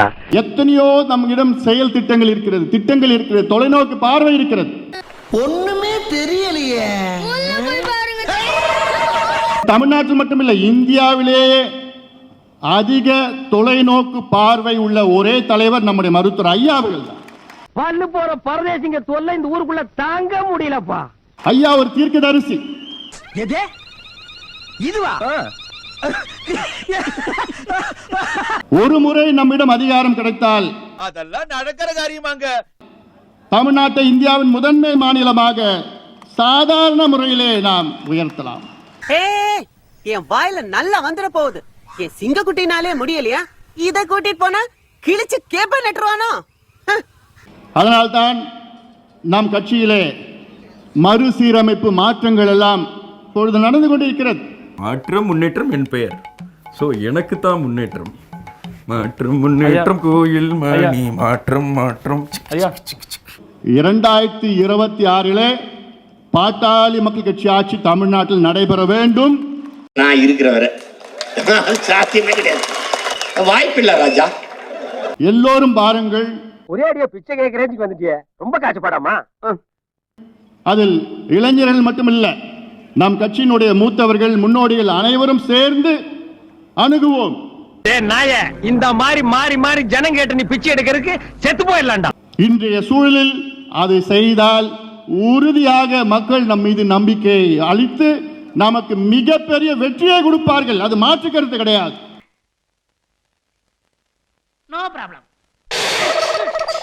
ஏனால் இன்று அரசியல் களம் அப்படி இருக்கிறது தமிழ்நாட்டில். இப்ப அதுக்கு என்ன பண்ணலான்ற 32 ஆண்டுகள் நாம் ஆட்சிக்கு வர முடியவில்லை. நான் ஒரு முளை கயிறு தருகிறேன், அதை வாங்கி கொண்டு போய் ஒத்த புளிய மரத்தில் தூக்கில் தொங்குங்கள். நம்மிடம் ஆட்சி இருந்தால் அதுல எவ்வளவு செய்யலாம். புடிங்கிருப்ப போட ஸ்ட்ராங்கா டீ வாங்கிட்டு போ. புதிய பாட்டாளி மக்கள் கட்சியை மக்கள் பார்க்க போகின்றார்கள். இப்போ இன்சல்ட் பண்ணிட்டீங்க, அப்படிலாம் பண்ணுவேன். சாதாரண பெரிய மனுஷன் ஆயிட்டீங்க. ஹலோ, பொறுத்து பாருங்க. சரி சரி, அப்படியே பாப்போம், போ வருவேன். நிச்சயமாக நாம் வெற்றி பெறுவோம். எப்படின்னா அது நடந்தே தீரும். அது யாராலும் தடுக்க முடியாது. குறுக்கு இந்த கௌசிக் கொண்டா ஏதோ அமைதியா இருக்கும்னு நினைச்சுக்காதீங்க, வேலை செஞ்சுட்டு இருக்கோம். ஆமா, நீ பெரிய ஜார்ஜ் புச்சு மனுஷனே, ஆத்மார்த்தல உட்கார்ந்து பரதேசிக்கு பேச்சப்பார். சட்ட ரீதியில நம்ம செய்யற போராட்டம் அது கிடைக்கலன்னா அப்புறம் அரசியல் ரீதியில இருக்கு, பெரிய போராட்டம் இருக்கு. ஏண்டா பிபி வாயா, நாதஸ்வர வித்வாமா இருந்துட்டு ரவுடிசம் பண்றியா? இந்த பிஞ்சத்தெல்லாம் கூட்டு பின்னாடி போடா கீரை மண்டை. ஆனா ஐயா பத்தி உங்களுக்கு தெரியும். சாரி, எனக்கு தெரியாது. அப்படிப்பட்ட நபர் கிடையாது ஐயா. தமிழ்நாட்டில் மட்டுமில்ல, இந்திய அளவிலே சமூக நீதிக்காக உழைக்கின்ற கட்சி பாட்டாளி மக்கள் கட்சி தான். வாய முடியா, 2000 வருஷமா இந்த சொன்னதையே சொல்லிட்டு இருக்காங்க. ஆனா நான் சொல்லிட்டேன், விட போறது கிடையாது, நமக்கு கிடைத்தே தீரும். சாம்பார கலக்கி ஊத்துற சாகடிக்கு சாவடால் பேச்சு நான்சென்ஸ். ஏன்னா இப்ப மறுசீரமைப்பு இறங்கிட்டோம், இன்னும் நடக்குது. இப்ப இந்த 2002 பாருங்க, அடுத்தது நிச்சயமா மக்கள் திமுகவுக்கு வாய்ப்பு கொடுக்க மாட்டார்கள், நமக்கு தான் கொடுக்க இருக்கின்றார்கள். பொய்ய சொன்னாலும் பொருத்தமா சொல்லுங்கடா போக்கத்த பசங்களான்னு. அது மாதிரி கடுமையா உழைத்தால் உறுதியாக வெற்றி பெறலாம். அந்த நம்பிக்கை 100 இல்ல 101 விழுக்காடு என்னிடம் இருக்கிறது, நம்மிடம் இருக்கிறது. சும்மா ஒரு பேச்சுக்கு சொன்னேன் பண்ணி பேச்சுக்குன்னா எதை வேணாலும் பேசுறதா. ஒட்டுமொத்த தமிழ் சமுதாயத்தை நாம் எல்லோரும் முன்னேற்றுவோம். காரி மூஞ்சிலத்து பொறுத்துள்ள கூண்டு போய் 2022 வெற்றி ஆண்டு, அதை நாம் நிச்சயமாக புதிய பாட்டாளி மக்கள் கட்சி ஆண்டாக நாம் அதை கொண்டாடுவோம். நம்ம தான் அதுக்கெல்லாம் என்கரேஜ் பண்ணணும், சப்போர்ட் பண்ணணும். யங் பூமராணி அங்கே பாரு. எய்ம்ஸ் மருத்துவமனைக்கு வச்சது யாரு? காங்கிரஸ், திமுக, பாமக எல்லாம் கூட்டணியில் இருக்கும்போது அந்த மந்திரி சபையில இருந்த மருத்துவத்துறை அமைச்சர் அந்த எங்க ஐயா அன்புமணி வச்சது அந்த கல்லு. எய்ம்ஸ் மருத்துவமனைக்கு அடிக்கல் நாட்டின பெருமகன் அவர் தான். அப்பவே இந்த எய்ம்ஸுக்கு நான் தான் அடிக்கல் நாட்டினேன். எத்தனை பேருக்கு தெரியும்? ஃபிளாஷ்பேக். பார், முழுசா சங்கியா மாறி இருக்கிற அண்ணன் சீமானை பார். செங்கல் வச்சது யாரு? வச்சது யாரு? எய்ம்ஸ் மருத்துவமனைக்கு வச்சது யாரு? காங்கிரஸ், திமுக, பாமக எல்லாம் கூட்டணியில் இருக்கும்போது அந்த மந்திரி சபையில இருந்த மருத்துவத்துறை அமைச்சர் அந்த எங்க ஐயா அன்புமணி வச்சது அந்த கல்லு. இவ்வளவு நாள் இந்த மனுஷன் மக்களுக்கு பெருசா தெரியாத விஷயத்த போய் சொல்லிட்டு இருந்தாப்ல, ஆனா இன்னைக்கு ஊர் உலகத்துக்கு எல்லாருக்குமே தெரிஞ்ச ஒரு விஷயத்த மாத்தி சொல்லிட்டு இருக்கா. தம்பிகளா, இந்த மனுஷன் ஒரு ஃப்ராடுன்றதுக்கு இதுக்கு மேல ஒரு உதாரணத்தை யாராலையும் காட்ட முடியாது. ஏன்னா அவரே நான் ஒரு ஃப்ராடு தான்ப்பான்னு சொல்லிட்டாப்ல. மதுரை எய்ம்ஸ் மருத்துவமனைக்கு அடிக்கல் நாட்டினது பிரதமர் நரேந்திர மோடி தான் 2019ஆம் ஆண்டுல. அதுக்கு முன்னாடி எல்லாம் எப்பயுமே எய்ம்ஸ் மருத்துவமனைக்கு யாருமே அடிக்கல் நாட்டல. அன்னைக்கு யாரெல்லாம் அடிக்கல் நாட்டினா அப்படின்னு பார்த்தோம்னா பிரதமர் மோடியும் அன்னைக்கு முதலமைச்சரா இருந்த எடப்பாடி பழனிசாமி அவர்களும். அப்புறம் இருந்தாலும் இன்னொன்னு சொன்னாப்ல, அந்த அன்புமணி ராமதாஸ் அடிக்கல் நாட்டினதா? ஆமா, 2009 பிப்ரவரி மாசம் அவர் அடிக்கல் நாட்டினாரு. ஆனா அது எய்ம்ஸ் மருத்துவமனை கிடையாது. என்ன டீம் என்ன மேட்ச்னே தெரியாம மைக்க நீட்டிட்டாங்கன்றதுக்காண்டி வாயை திறந்து என்னத்தையாவது கக்க வேண்டியது. காங்கிரஸ் மத்தியில இருந்தப்போ பாமக டிஎம்கே ஓட கூட்டணியில இருந்த மதுரை மெடிக்கல் காலேஜ் மற்றும் ராஜாஜி கவர்மெண்ட் ஹாஸ்பிட்டல் அதோட அப்கிரேடேஷன் கன்ஸ்ட்ரக்ஷனுக்கு தான் அவர் அடிக்கல் நாட்டினார். இவரை சொல்லி குத்தம்ல, மைக்க நீட்டுறவன செருப்பு கழட்டி அடிக்கணும். தம்பி சிரிக்க சிரிக்க பேச நினைக்க ரொம்ப சீரியஸான ஆள் நானு. இளவு வீட்டுல கும்பலையா கூட இவ்வளவு அழுக மாட்டாளுங்க, ஆனா நீ இந்த ஆளே அழுகிறியடா. இந்த ஆளே அழுகிற நீ. கச்சாது வெக்கிட்டு போயிட்டே இருப்பேன் நான்.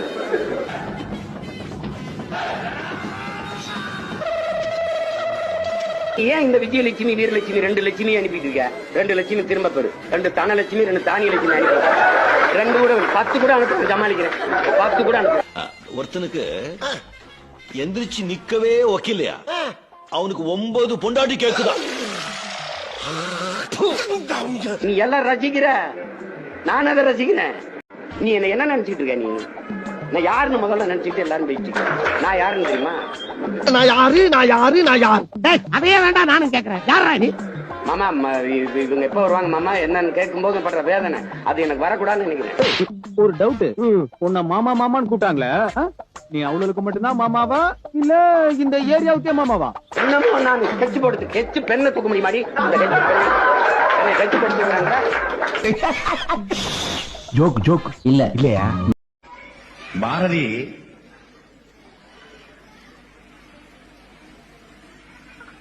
காந்திக்கு ஒரு கடிதம் எழுதுறது, அது ஆங்கிலத்தில் எழுதுகிறது. நீ ஒரு பெரிய தமிழ் பாவலன் ஆயிடுச்சு, நீ ஆங்கிலத்தில் எழுதுறா என்னதுக்கு? அடுத்தவனை திட்டதுக்கு என் தாய்மொழியை நான் பயன்படுத்துறது இல்லைன்ட்டான். ஏன் ஒரு 2 ஆண்டுகளுக்கு முன்பு கத்தாருக்கு போயிருந்தேன். அப்ப வெளிநாடு வேற ஒரு நாட்டுல இருந்து வந்த பெண்மணி நான் சேலை அணிந்திருந்ததை பார்த்துட்டு நீங்க தமிழா அப்படின்னு கேட்டாங்க. ஆமா, நான் பெருமையா சொல்லிட்டு இருக்கேன், இவங்க வளர்த்த தமிழ்நாடு போல இருக்குன்ட்டு. எஸ், தமிழ்நாடு அப்படின்னு. அவங்க எடுத்தோன்னு கேட்டாங்க, ஸ்ரீலங்கா அப்படின்னாங்க. இல்லங்க, இந்தியா, தமிழ்நாடு அப்படின்னு சொல்லிட்டு சொன்னேன். அடுத்த வார்த்தை தமிழ்நாடுன்னு நான் சொன்ன பிறகு, தமிழ்நாடு என்று நான் சொன்ன பிறகு அந்த அம்மா கேட்டது பிரபாகரன் சீமான் என்ற வார்த்தையை அவங்க பதிவு செஞ்சாங்க. அதுதான் தமிழ்நாடு, அதுதான் தமிழுடைய மாண்பு. எங்கோ இருக்கின்ற வெள்ளைக்கார பெண்மணிக்கும் தமிழத்திற்கென்று ஒரு தலைவன், அவனுடைய தம்பி என்று வரைசாட்சி சென்றவன் எங்கள் தலைவன். மறக்காம சர்ப்ரைஸ் பண்ணுங்க. 10 மாசம் தான் இருக்கு. 10 மாதத்துல களத்துல இறங்குங்க. அந்த வெறி வரணும், அப்படியே கோவம் வரணும்.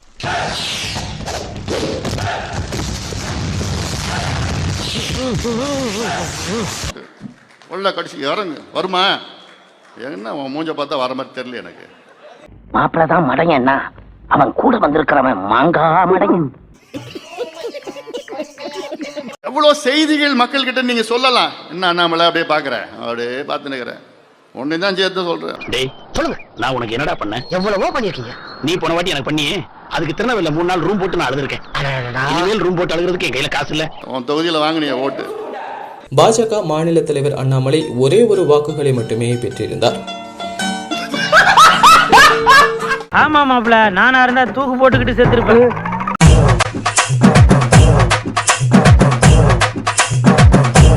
இந்த பாட்டாளி மாங்காய் பழம் ஒரு கட்சி இருக்குது, பாமக.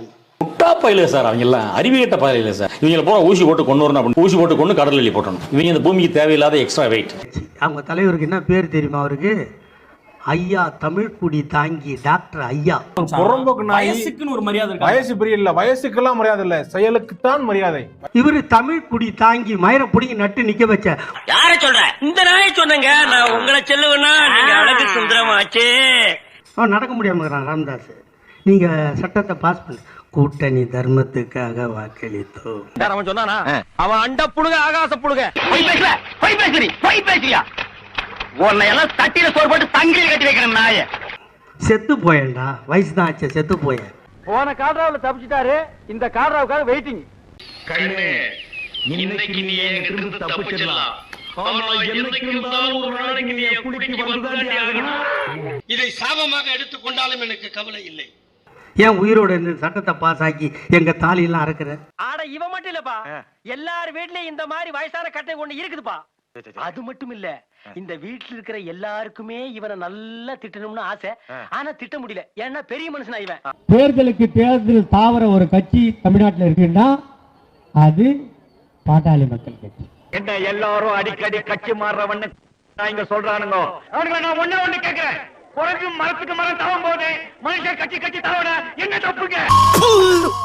வன்னியர்களுக்கு நீங்கள் 15 விழுக்காடு உள்ஒதுக்கீடு நீங்கள் கொடுத்தீர்கள் என்றால் அடுத்த தேர்தலில் நிபந்தனை இல்லாமல் உங்களை நாங்கள் ஆதரவு அளிக்கின்றோம், உங்களுக்கு ஆதரவு கொடுக்கின்றோம்.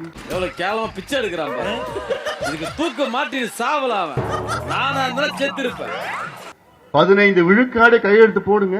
ஆசைக்கு ஒரு அளவு வேணாமாங்க. ஒட்டுமொத்த இந்த சமுதாயம் உங்களுக்கு ஆதரவு அளிக்கும். நேற்று காலையில வரைக்கும் ஏடிஎம்கே கூடயும் கூட்டணி பேசுறாங்க, பாஜக கூடயும் கூட்டணி பேசிட்டு. அப்படி கூட்டணி பேசி 2 பேர்கிட்டயுமே பேரத்தை பேசி ஒரு பெட்டியை வாங்கிட்டு நம்ம கட்சி வளராததுக்கு காரணம் கஜானா காலி ஆயிடுச்சு. உடனே நிதி திரட்ட ஏற்பாடு பண்ணுங்க. தலைவா, நம்ம கட்சிக்காக நான் உயிர் கொடுக்க தயாரா இருக்கேன் தெரியுமா? திரட்ட போற நிதிக்கு முதல் பங்கா இருக்கட்டும். எல்லா கட்சியும் காசு வாங்குறது, எல்லா கட்சியும் போறது. பகையில்லாம போறீங்க. மீண்டும் மீண்டும் சொல்கின்றேன், வாங்க நம்ம எல்லாம் ஒன்னா சேரணும். ஓஹோ, பொதுமக்கள் கிட்ட நல்ல பேர் வாங்கி அப்படியே ஆட்சி பிடிக்கலாம்னு பாக்குறீங்களா? இந்த பாரு, இந்த ஏரியாவுல நான் இருக்கிற வரைக்கும் அது நடக்காது. சேருகின்ற காலம் வந்து விட்டது. அடுத்தவர்கள் ஆண்டு ஒரு 5 ஆண்டு காலம் ஆண்டு பாப்போமே. மூஞ்சில திருட்டுக்களை தாண்ட மாறுதுடா. இவனை நம்பி எப்படா வேலை கொடுக்கறது? அது அவங்க குடும்ப கிடையாது, அதை மாத்த முடியாது. அவர்கள் ஆண்டது போதும், வாய்ப்பு கொடுத்தாச்சு, நிறைய வாய்ப்பு கொடுத்தாச்சு. டேய், நீ பழனிக்கே பால் காவடி எடுத்தாலும் ஒரு அடி நகராது. பார்க்கலாமா? ஏண்டா எடுக்கிறது பிச்சை, பேசுறது ஏகத்தாளமா பேசுற. நம்மிடம் ஆட்சி இருந்தால் அதுல எவ்வளவு செய்யலாம். புடிங்கிருப்ப போட, போய் ஸ்ட்ராங்கா டீ வாங்கிட்டு போ. புதிய பாட்டாளி மக்கள் கட்சியை மக்கள் பார்க்க போகின்றார்கள். இப்போ இன்சல்ட் பண்ணிட்டீங்க. அப்படிதான் பண்ணுவேன். சாதாரண பெரிய மனுஷன் ஆயிட்டீங்க. ஹலோ, பொறுத்து பாருங்க. சரி சரி, அப்படியே பாப்போம், போ. வருவேன். நிச்சயமாக நாம் வெற்றி பெறுவோம். எப்படி? எப்படின்னா அது நடந்தே தீரும். அது யாராலும் தடுக்க முடியாது. குறுக்கு இந்த கௌசிக் வந்தா ஏதோ அமைதியா இருக்கும்னு நினைச்சுக்காதீங்க, வேலை செஞ்சுட்டு இருக்கோம். ஆமா, நீ பெரிய ஜார்ஜ் புட்டு மனுஷனே. பிளாட்பாரத்துல உட்கார்ந்து பரதேசிக்கு பேச்சப்பார். சட்ட ரீதியில நம்ம செய்யற போராட்டம் அது கிடைக்கலன்னா அப்புறம் அரசியல் ரீதியில இருக்கு, பெரிய போராட்டம் இருக்கு. ஏண்டா பிபி வாயா, நாதஸ்வர வித்வாமா இருந்துட்டு ரவுடிசம் பண்றியா? இந்த பிஞ்சத்தெல்லாம் கூட்டு பின்னாடி போடா கீரை மண்டை.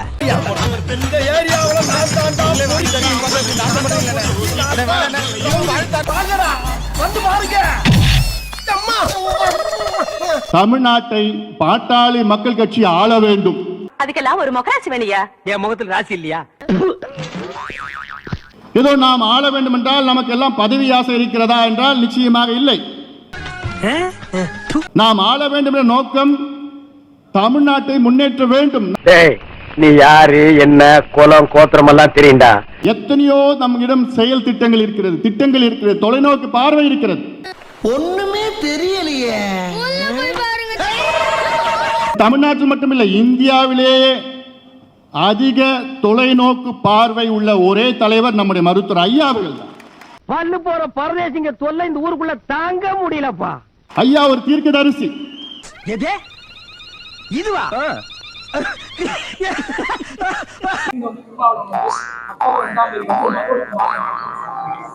என்ன பார்த்துக்கிட்டே இருக்க? எது ஆறு பார்த்தா நீதான்டா. குரு குரு குரு குருன்னு பாக்குற. குரு குரு குரு குரு குரு நாங்க பார்த்தோம். என்னடா சிரிக்கிற? பயமுறா பெரிய பல்லழக. என்ன சந்தேகம், என்ன பிரச்சனை உங்களுக்கு? யாரு என்ன ஏதெல்லாம் பயண்ட சொல்லி வரலையா நீ? நீ யாருன்னு தெரிஞ்சுதான் பேசுறீங்க. நீ எல்லாம் ஒரு ஆளே கிடையாது எனக்கு. ஏதாவது எனக்கு அறிவிச்சுமா? இப்ப அதனால என்ன, இப்ப என் கருத்து சொல்லக்கூடாதா? சொல்லக்கூடாதா? சொல்லக்கூடாது. உனக்கு சொல்ல உரிமை கிடையாது. போடா நீ பஞ்சாயத்துல வந்து கிழிச்சது போ. கூடியா போடா கூடியா. எங்க கொள்கை, நாங்க கூட்டணி போயிட்டு எங்க கொள்கையை விட்டு கொடுக்கணுமா என்ன? இது எங்க கொள்கை. அது கூறு கட்டவெல்லாம் கொள்கையை பத்தி பேசுறாங்க. நாடே அமைச்சர் எடுத்து போச்சு. இது எங்க கொள்கை எவ்வளவோ இருக்கு. அது நாங்க எந்த கூட்டணி சொன்னாலும் நாங்க கொள்கையை நான் விட்டு கொடுக்க போறது கிடையாது. மூஞ்சிகளை பாரு. 10 ரூபாய்க்கு நயா பைசாவா மாத்தி கீழே போடு. எவனா செடி அணைக்கிறானோ எல்லாம் உளுந்து பொறுக்குவானுங்க. போரிக்கு பசங்க. 2022 வெற்றி ஆண்டு, அதை நாம் நிச்சயமாக புதிய பாட்டாளி மக்கள் கட்சி ஆண்டாக நாம் அதை கொண்டாடுவோம். நம்ம தான் அதுக்கெல்லாம் என்கரேஜ் பண்ணணும், சப்போர்ட் பண்ணணும். யங் பூமரா நீ அங்க பாரு. எய்ம்ஸ் மருத்துவமனைக்கு வச்சது யாரு? காங்கிரஸ், திமுக, பாமக எல்லாம் கூட்டணியில் இருக்கும்போது அந்த அப்ப மந்திரி சபையில இருந்த மருத்துவத்துறை அமைச்சர் அந்த எங்க ஐயா அன்புமணி வச்சது அந்த கல்லு. எய்ம்ஸ் மருத்துவமனைக்கு அடிக்கல் நாட்டின பெருமகன் அவர் தான். அப்பவே இந்த எய்ம்ஸுக்கு நான் தான் அடிக்கல் நாட்டினேன். எத்தனை பேருக்கு தெரியும்? ஃபிளாஷ்பேக். இவங்க என்ன ரகம்னே தெரியலையே. அது ஒண்ணு இல்ல மாஸ்டர், நீங்க நம்பர் 1 டுபாக்கு, அவன் நம்பர் 2 டுபாக்கு. நான் நம்பர் 1. பார், முழுசா சங்கியா மாறி இருக்கிற அண்ணே சீமானை பார். செங்கல் வச்சது யாரு? எய்ம்ஸ் மருத்துவமனைக்கு வச்சது யாரு? காங்கிரஸ், திமுக, பாமக எல்லாம் கூட்டணியில் இருக்கும்போது அந்த அப்ப மந்திரி சபையில இருந்த மருத்துவத்துறை அமைச்சர் அந்த எங்க ஐயா அன்புமணி வச்சது அந்த கல்லு. இவ்வளவு நாள் இந்த மனுஷன் மக்களுக்கு பெருசா தெரியாத விஷயத்த போய் சொல்லிட்டு இருந்தாப்ல. ஆனா இன்னைக்கு ஊர் உலகத்துக்கு எல்லாருக்குமே தெரிஞ்ச ஒரு விஷயத்த மாத்தி சொல்லிட்டு இருக்கா. தம்பிகளா, இந்த மனுஷன் ஒரு ஃப்ராடுன்றதுக்கு இதுக்கு மேல ஒரு உதாரணத்தை யாராலையும் காட்ட முடியாது. ஏன்னா அவரே நான் ஒரு ஃப்ராடு தான்ப்பான்னு சொல்லிட்டாப்ல. மதுரை எய்ம்ஸ் மருத்துவமனைக்கு அடிக்கல் நாட்டினது பிரதமர் நரேந்திர மோடி தான் 2019ஆம் ஆண்டுல. அதுக்கு முன்னாடி எல்லாம் எப்பயுமே எய்ம்ஸ் மருத்துவமனைக்கு யாருமே அடிக்கல் நாட்டல. அன்னைக்கு யாரெல்லாம் அடிக்கல் நாட்டினா அப்படின்னு பார்த்தோம்னா பிரதமர் மோடியும் அன்னைக்கு முதலமைச்சரா இருந்த எடப்பாடி பழனிசாமி அவர்களும். அப்புறம் இருந்தாலும் இன்னொன்னு சொன்னாப்ல, அந்த அன்புமணி ராமதாஸ் அடிக்கல் நாட்டினதா. ஆமா, 2009 பிப்ரவரி மாசம் அவர் அடிக்கல் நாட்டினாரு. ஆனா அது எய்ம்ஸ் மருத்துவமனை கிடையாது. என்ன டீம் என்ன மேட்ச்னே தெரியாம மைக்க நீட்டிட்டாங்கன்றதுக்காண்டி வாயை திறந்து என்னத்தையாவது கக்க வேண்டிய காங்கிரஸ் மத்தியில இருந்தப்போ பாமக டிஎம்கேவோட கூட்டணியில இருந்த மதுரை மெடிக்கல் காலேஜ் மற்றும் ராஜாஜி கவர்மெண்ட் ஹாஸ்பிட்டல் அதோட அப்கிரேடேஷன் கன்ஸ்ட்ரக்ஷனுக்கு தான் அவர் அடிக்கல் நாட்டினார். இவரை சொல்லி குத்தம்ல, மைக்க நீட்டுறவன செருப்பு கழட்டி அடிக்கணும். மக்கள் என் பின்னாலே முழுதும் வர மறுக்கிறார்கள். இவர் உண்மையிலே சொல்றதா இருந்தா ஒரு அரசியல் அனாதையாக கைவிடப்பட்ட நிலையில் அந்த சொந்த மக்களே இவரை கைவிட்டாங்க. எதுக்குடா எல்லாரும் ஓடுறானுங்க? படிச்சா மட்டும் பத்தாதுங்க, கொஞ்சம் அறிவும் வேணும். அவங்களுக்கு ஏன் இந்த ஊர்ல இருக்கிற படிச்சவங்க எல்லாம் உங்களை வந்து பாக்குறது இல்ல தெரியுங்களா? அதனால பிதற்றுகிறார், தயங்குகிறார்கள். ஏனோ தெரியவில்லை. இந்த ஊர்ல உன்னை யாருமே கிட்ட சேர்த்துக்க மாட்டேங்கிறாங்க. என்ன கிட்ட வந்தா நீ கடிச்சு போடுவேன். யான் பிறக்க அருள் புரிவாய் என்றாயே, எனக்கு ஒரு வரம் தருவாய். நீ எல்லாம் பிறந்ததே ஒரு சாபக்கேடு. முடிஞ்சா இன்னைக்கே போய் செத்துரு, மறுபடியும் பிறந்து வா, அப்போவாவது உனக்கு ஓலை ஒழுங்கா வருதான்னு பார்க்கலாம். முதல்வர் ஸ்டாலின் அவர்களை கோட்டையில் சந்தித்து 35 நிமிஷம் அவர்களுக்கு வகுப்பு எடுத்தேன். ஏய் வாய முன் ஏந்து போட, எதா அசியமா பேசிட்டு போற. 10.5 சாதிவாரி கணக்கெடுப்பு பற்றி. அப்போ நான் சொன்னேன், தம்பி இந்த ஊம ஜனங்களுக்கு உங்களை விட்டால் யார் செய்வாங்க அப்படின்னு சொன்னேன். இது என்ன புதிய உருட்டா இருக்கு? ஆனால் இந்த ஊம ஜனங்கள் இன்னும் ஒரு 2 மாதத்துல பேச போகிறாங்க. ஒரு பண்ண வேணாம், மூடிட்டு குப்புறப்படுத்துங்க. ஊமை ஜனங்கள் பேச போகிறாங்க. எப்படி பேசுவாங்கன்னா, நாடே கிடுகிடுக்க. ஆஹா, மறுபடியும் சண்டை ஆரம்பிச்சாங்க. ஜாதி கலவரம், வெடிகுண்டு கலாச்சாரம், எங்க போய் முடிய போகுது அந்த நாடு? நாடே ஸ்தம்பிக்க. ஊமை ஜனங்களா இருந்தவங்களுக்கு இவ்வளவு தைரியம், துணிச்சல் எப்படி வந்ததுன்னு மற்றவங்க பேச. இது தெரியாம போச்சே. சரி மச்சான், பிரச்சனை இழுத்துன்னு வரேன்டா. கோலோச்சுவது போதுமடா சாமி என்று விட்டு ஓட. ஏண்டா இது ஒரு பொழப்பானது உங்களுக்கு? ஏண்டா இந்த நாடு பார்க்க போகுது, இந்த நாடு தாங்காது. இது எப்ப திரும்ப இந்த ஜென்மம்? இந்த நாடு தாங்காது. போடா பைதியா. உங்க அப்பாவும் விட்டு சொத்தியா நாங்க கேட்கறோம். 10.5. ஏண்டா உன்னை மடையன் தான் நினைச்சேன், கிறுக்கனாடா. இது எங்க நாடு, எங்க பூமி, எங்களால வளர்ந்தது, எங்க மண்ணு. இது என் மண்ணுடா, மண்ணு. டேய் இது ஒரு மண்டடா, மண்டா. உனக்கு இங்க என்ன வேலை? உனக்கு இங்க என்ன வேலை? உனக்கு இங்க என்ன வேலை? அட சொட்ட தலையா, சொன்னதே திரும்ப திரும்ப சொல்லானே, என்ன வியாதி உனக்கு? உங்ககிட்ட போய் நான் 10.5 நான் கேட்கணுமா? எனக்கு அவமானமா இருக்கு. பேசாம கயிறு வாங்கி தூக்குல மாட்டு தொங்குங்கடா. உன்ன போய் கோட்டையில நான் சந்திக்கணுமா? எனக்கு அவமானமா இருக்கு. மானம் என்னடா மானம்? எட்ட நாவுக்கு மண்டி போட்டு குடும்பமே உட்கார்ந்து தின்னுருக்கீங்க, உங்களுக்கு மான பிரச்சனை வேறயாடா? ஆக ஏதோ நடக்க போகுது. சரி, என்ன பண்ணலாம்? நடத்தி காட்ட போறோம். அண்டம் கிடுகிடுன்னு நடுங்க போகுது.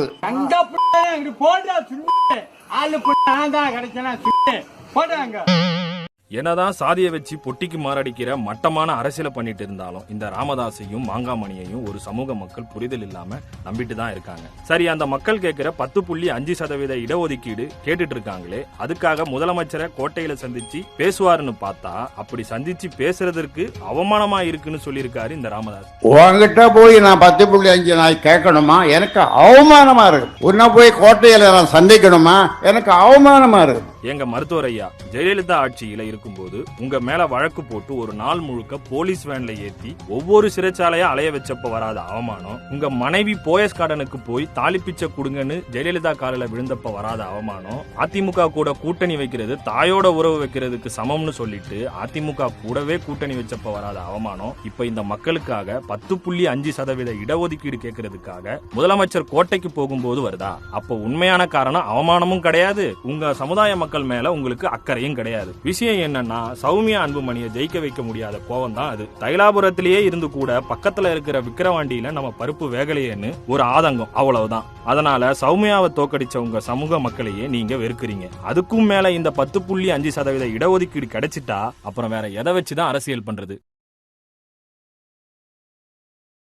வரைய தந்திருக்கின்ற என் உயிரினும் மேலான அன்பு பாட்டாளி சொந்தங்களே, உங்கள் அனைவருக்கும் இந்த அன்புமணி ராமதாஸின் பணிவான வணக்கங்கள். வணக்கம்டா. என்ன வணக்கம்டா டாபோட்டு பேசுறீங்க? அப்படிதான் பேசுவேன். இல்ல பேத்துருவேன் பேத்துவனே. இன்று தமிழ்நாடு மட்டுமல்ல, இந்தியாவில் சமூக நீதி என்று சொன்னால் நம்முடைய மருத்துவர் ஐயா அவர்கள். இவரா? இவர் ஓ இவரா? நம்முடைய மருத்துவர் ஐயா அவர்கள் நம் கட்சியை தொடங்கிய காரணம், இந்த மாதிரி போட்டி ஒண்ணுதானா இல்ல மொத்தம் 2? சரி. 1980 வன்னியர் சங்கத்தை தொடங்கி எத்தனையோ போராட்டங்களை நடத்தி வயலில் மறியல், சாலை மறியல், பட்டநாமம், தூக்கு கயிறு, மனித சங்கிலி,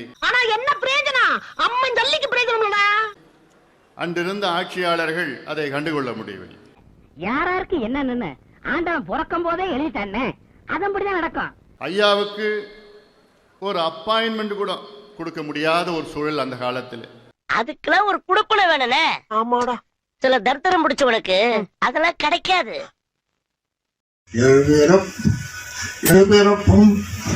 தெரியுதா உனக்கு? இவனுங்க பாத்து ஞாபகம் இருக்கே, இவன் பழைய அரசியல்வாதி. ஊரையெல்லாம் கொள்ளையடிச்சு இவன் சாப்பிட்டான். இப்ப இவனே நடுரோட்டுக்கு வந்துட்டான். உன் வயிற்றில் எழுபிறப்பும் உன் வயிற்றில் யான் பிறக்க அருள் புரிவாய், யான் பிறக்க அருள் புரிவாய் என்றாயே. நீ எல்லாம் பிறந்ததே ஒரு சாபக்கேடு. முடிஞ்சா இன்னைக்கே போய் செத்துரு, மறுபடியும் பிறந்து வா. அப்போவாவது உனக்கு ஓலை ஒழுங்கா வருதான்னு பார்க்கலாம். செத்து போயேன்டா, வயசு தான் ஆச்சு, செத்து போயேன். போன காட்ராவில் தப்பிச்சிட்டாரு, இந்த காட்ராவுக்காக வெயிட்டிங். கண்ணே, இன்னைக்கு நீ என்கிட்ட தப்பிச்சிடலாம். ஆனா என்னைக்கு இருந்தாலும் ஒரு நாளைக்கு நீ குளிக்கு வந்துதான் ஆகணும். இதை சாபமாக எடுத்துக்கொண்டாலும் எனக்கு கவலை இல்லை. ஏன் உயிரோட இருந்து சட்டத்தை பாஸ் ஆக்கி எங்க தாலியெல்லாம் அறுக்கிற? ஆட இவ மட்டும் இல்லப்பா, எல்லார் வீட்லயும் இந்த மாதிரி வயசான கட்டை ஒண்ணு இருக்குதுப்பா. அது மட்டும் இல்ல, இந்த வீட்டுல இருக்கிற எல்லாருக்குமே இவனை நல்லா திட்டணும்னு ஆசை. ஆனா திட்ட முடியல, ஏன்னா பெரிய மனுஷனா இவன். தேர்தலுக்கு தேர்தல் தாவர ஒரு கட்சி தமிழ்நாட்டில் இருக்குன்னா அது பாட்டாளி மக்கள் கட்சி. என்ன எல்லாரும் அடிக்கடி கட்சி மாறுறவன்னு இங்க சொல்றானுங்க. அவனுக்கு நான் ஒண்ணு கேக்குறேன், குறைஞ்சு மரத்துக்கு மரம் தவம் போது மனுஷன் கட்சி கட்சி தவற என்ன தப்புங்க? மக்கள் என் பின்னாலே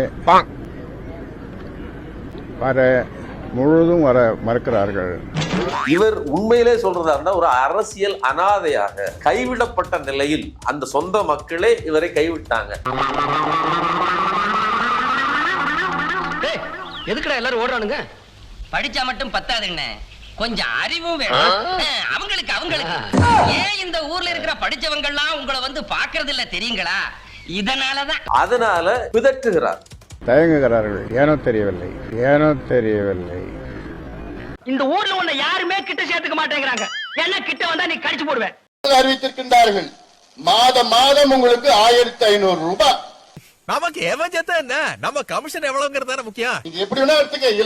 என்னை பொறுத்த வரைக்கும் இதெல்லாம் நான் அத்தியாவசியமாக நான் பார்க்கின்றேன். விளக்கெல்லாம் யாருக்கிட வேணும், அதுல நம்மளுக்கு என்ன கமிஷன் வர அதை சொல்லு. 10 மாசம் தான் இருக்கு.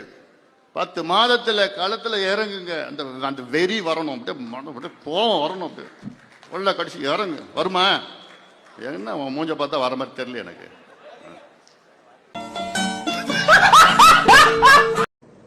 ஏன்னா நாங்களாம் சும்மா இருக்க மாட்டோம், மேடையில் இருக்கலாம் சும்மா இருக்க மாட்டோம். தமிழ்நாடு கலவர பூமியா மாறும். ஏண்டா அறிவு கட்டவனுங்களா, நீங்கெல்லாம் இந்த ஜென்மத்துல திருந்த மாட்டீங்கடா. கடலூர் செல்லும் முதலமைச்சர் மு க ஸ்டாலினுக்கு அங்கு திமுக தொண்டர்கள் மற்றும் பொதுமக்கள் உற்சாக வரவேற்பு அளித்து வரக்கூடிய காட்சிகளை திரையில் பார்த்து வருகிறோம். ஐயோ, இந்த அவஸ்தைப்படுறானே. என்ன பண்ணிட்டு இருக்க? ஆட்டோல பங்கு கேக்குறாயா? பங்கு நான் தாயா கேட்டேன். நீ எப்படி இங்க வந்த? அண்ணாமலை போன்றவர்கள் ஆன்மீகத்தை வைத்து அரசியல் நடத்தலாம் என்று எண்ணியவர்கள் இன்றைக்கு ஆன்மீகத்தை வைத்து அரசியல் நடத்துவதற்கு இடமில்லை என்பதால் இது போன்ற சொற்றொடர்களை தொடர்ந்து அவர்கள் பயன்படுத்தி கொண்டுதான் இருப்பார்கள். எங்கள் இயக்கத்தை பொறுத்தளவில் அடிக்க உயர்கின்ற பந்து இது, தீட்ட ஒளி தருகின்ற பட்டை வைரம் இது, காய்ச்ச மெருகேறுகின்ற சொக்க தங்கம் இது. அதனால் அவர்கள் அடித்துக்கொண்டே இருக்கட்டும். எங்கள் இயக்கத்தோழர்கள் இன்னும் விறுவிறுப்போடு வீறு நடை போடுவார்கள். 2026 சட்டமன்ற தேர்தலில் அண்ணாமலை வெற்றி பெற்று சட்டமன்ற உறுப்பினராக வரட்டும், பார்க்கலாம். அப்பா, பஞ்சாயத்து போர்டுக்கு ஒரு வேலை மிச்சம். வணக்கம் மோடிஜி. வணக்கம். சொல்லுங்கய்யா, புதிய கல்விக் கொள்கைன்னு ஏன் மும்மொழி கொள்கை மூலமா இந்திய திணிக்கிறீங்க? தம்பி, வாய்க்கு வந்ததை பேசாதீங்க. இந்தி கத்துக்கிட்டா அறிவாளியா இருக்கலான்னு தான் இந்த வேலைய பண்ணோம். நீங்க கத்துக்கலன்னா போங்க, மத்தவங்களை கத்துக்க சொல்லுங்க, அவங்களாவது படிக்கட்டும். இந்தி படிச்சா அறிவாளிகளா இருக்கலாம் அப்படிங்கிறது மிகப்பெரிய கட்டுக்கதை. உங்களுடைய இந்திக்கார அறிவாளி குஞ்சுகளை நீங்களே பாருங்க.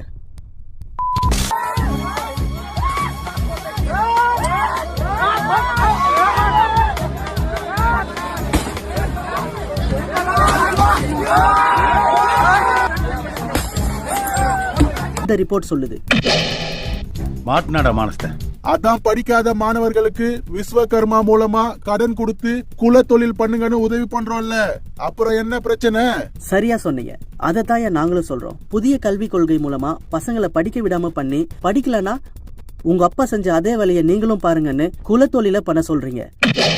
இதனால செருப்பு தைக்கிறவன் பையன் செருப்பு தான் தைப்பான். ஏற்கனவே நீட்டை கொண்டு வந்து பல மருத்துவர்களை கொன்ன நீங்க இப்போ படிக்க விடாம பண்ணி குலத்தொழிலையும் ஆதரிக்கிறீங்க. இதைத்தானே உங்க மனுஸ்மிருதியும் சொல்லுது. ஆக மொத்தம் பாஜக திரும்ப திரும்ப மனுஸ்மிருதி மூலமா மக்களை அடிமைப்படுத்த தான் பாக்குறீங்க. இதுதான் உங்க புதிய கொள்கையோட அஜெண்டாவா? நாங்க இன்னைக்கு கெட் அவுட் மோடின்னு சொல்லுவோம். அப்படி மோடி வணக்கங்க மோடி, கொங்கு மக்கள் வரவேற்போம் கூடி. லபடிக்கப்பால் உங்க அப்பா மோடி சொன்னாண்டா, நான் ஆட்சிக்கு வந்தா ஒவ்வொருத்தன் பேங்க்லயும் 5 லட்சம் போடுவேன்னா, நீ ஓத்தாளுக்கு ஒரிஜினலா பிறந்திருந்தா அந்த 5 லட்சம் வாங்கி கொடுத்துட்டு பேசுறா அண்ணாமலை போட்ட. லபடிக்கப்பால் உங்க அப்பா மோடி சொன்னாண்டா, நான் ஆட்சிக்கு வந்தா ஒவ்வொருத்தன் பேங்க்லயும் 5 லட்சம் போடுவேன்னா, நீ ஓத்தாளுக்கு ஒரிஜினலா பிறந்திருந்தா அந்த 5 லட்சம் வாங்கி கொடுத்துட்டு பேசுறா அண்ணாமலை போட்ட. கேட்க மட்டும்தான் சொல்லுங்க. 400 ரூபாய் வித்துது சிலிண்டர், 1025 ரூபாய் விலை ஏற்றிட்டு பொம்பளைங்க தாரி அர்த்த கட்சி பிஜேபி கட்சி. நீங்க ஒரு கட்சியா மோடி அவர்கள் ஒரு தேடிதா அப்படியா? என் உடம்பு துடிக்குதுயா இந்த தேசத்துக்காக, இந்த நாட்டுக்காக. ஏதாவது செய்யணுயா? ஒன்னே ஒண்ணு நீ செய்யலாம். இந்த நாட்டை விட்டே ஓடி போயிருங்க. அதான் நீ நாட்டுக்கு செய்யற நன்மை, நாட்டு மக்களுக்கு செய்யற நன்மை, நாட்டு ஜனங்களை பிடிச்சிருந்த தரித்திரமே ஓடி போச்சுன்னு நினைப்பாங்க.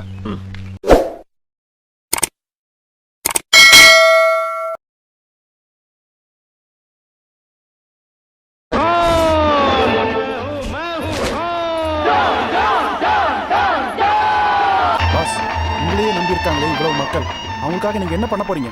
இது வரைக்கும் உங்க 2 பேருக்கு நான் என்ன பண்ணிருக்கேன்? ஒண்ணும் பண்ணல. அதேதான் அவங்களுக்கு.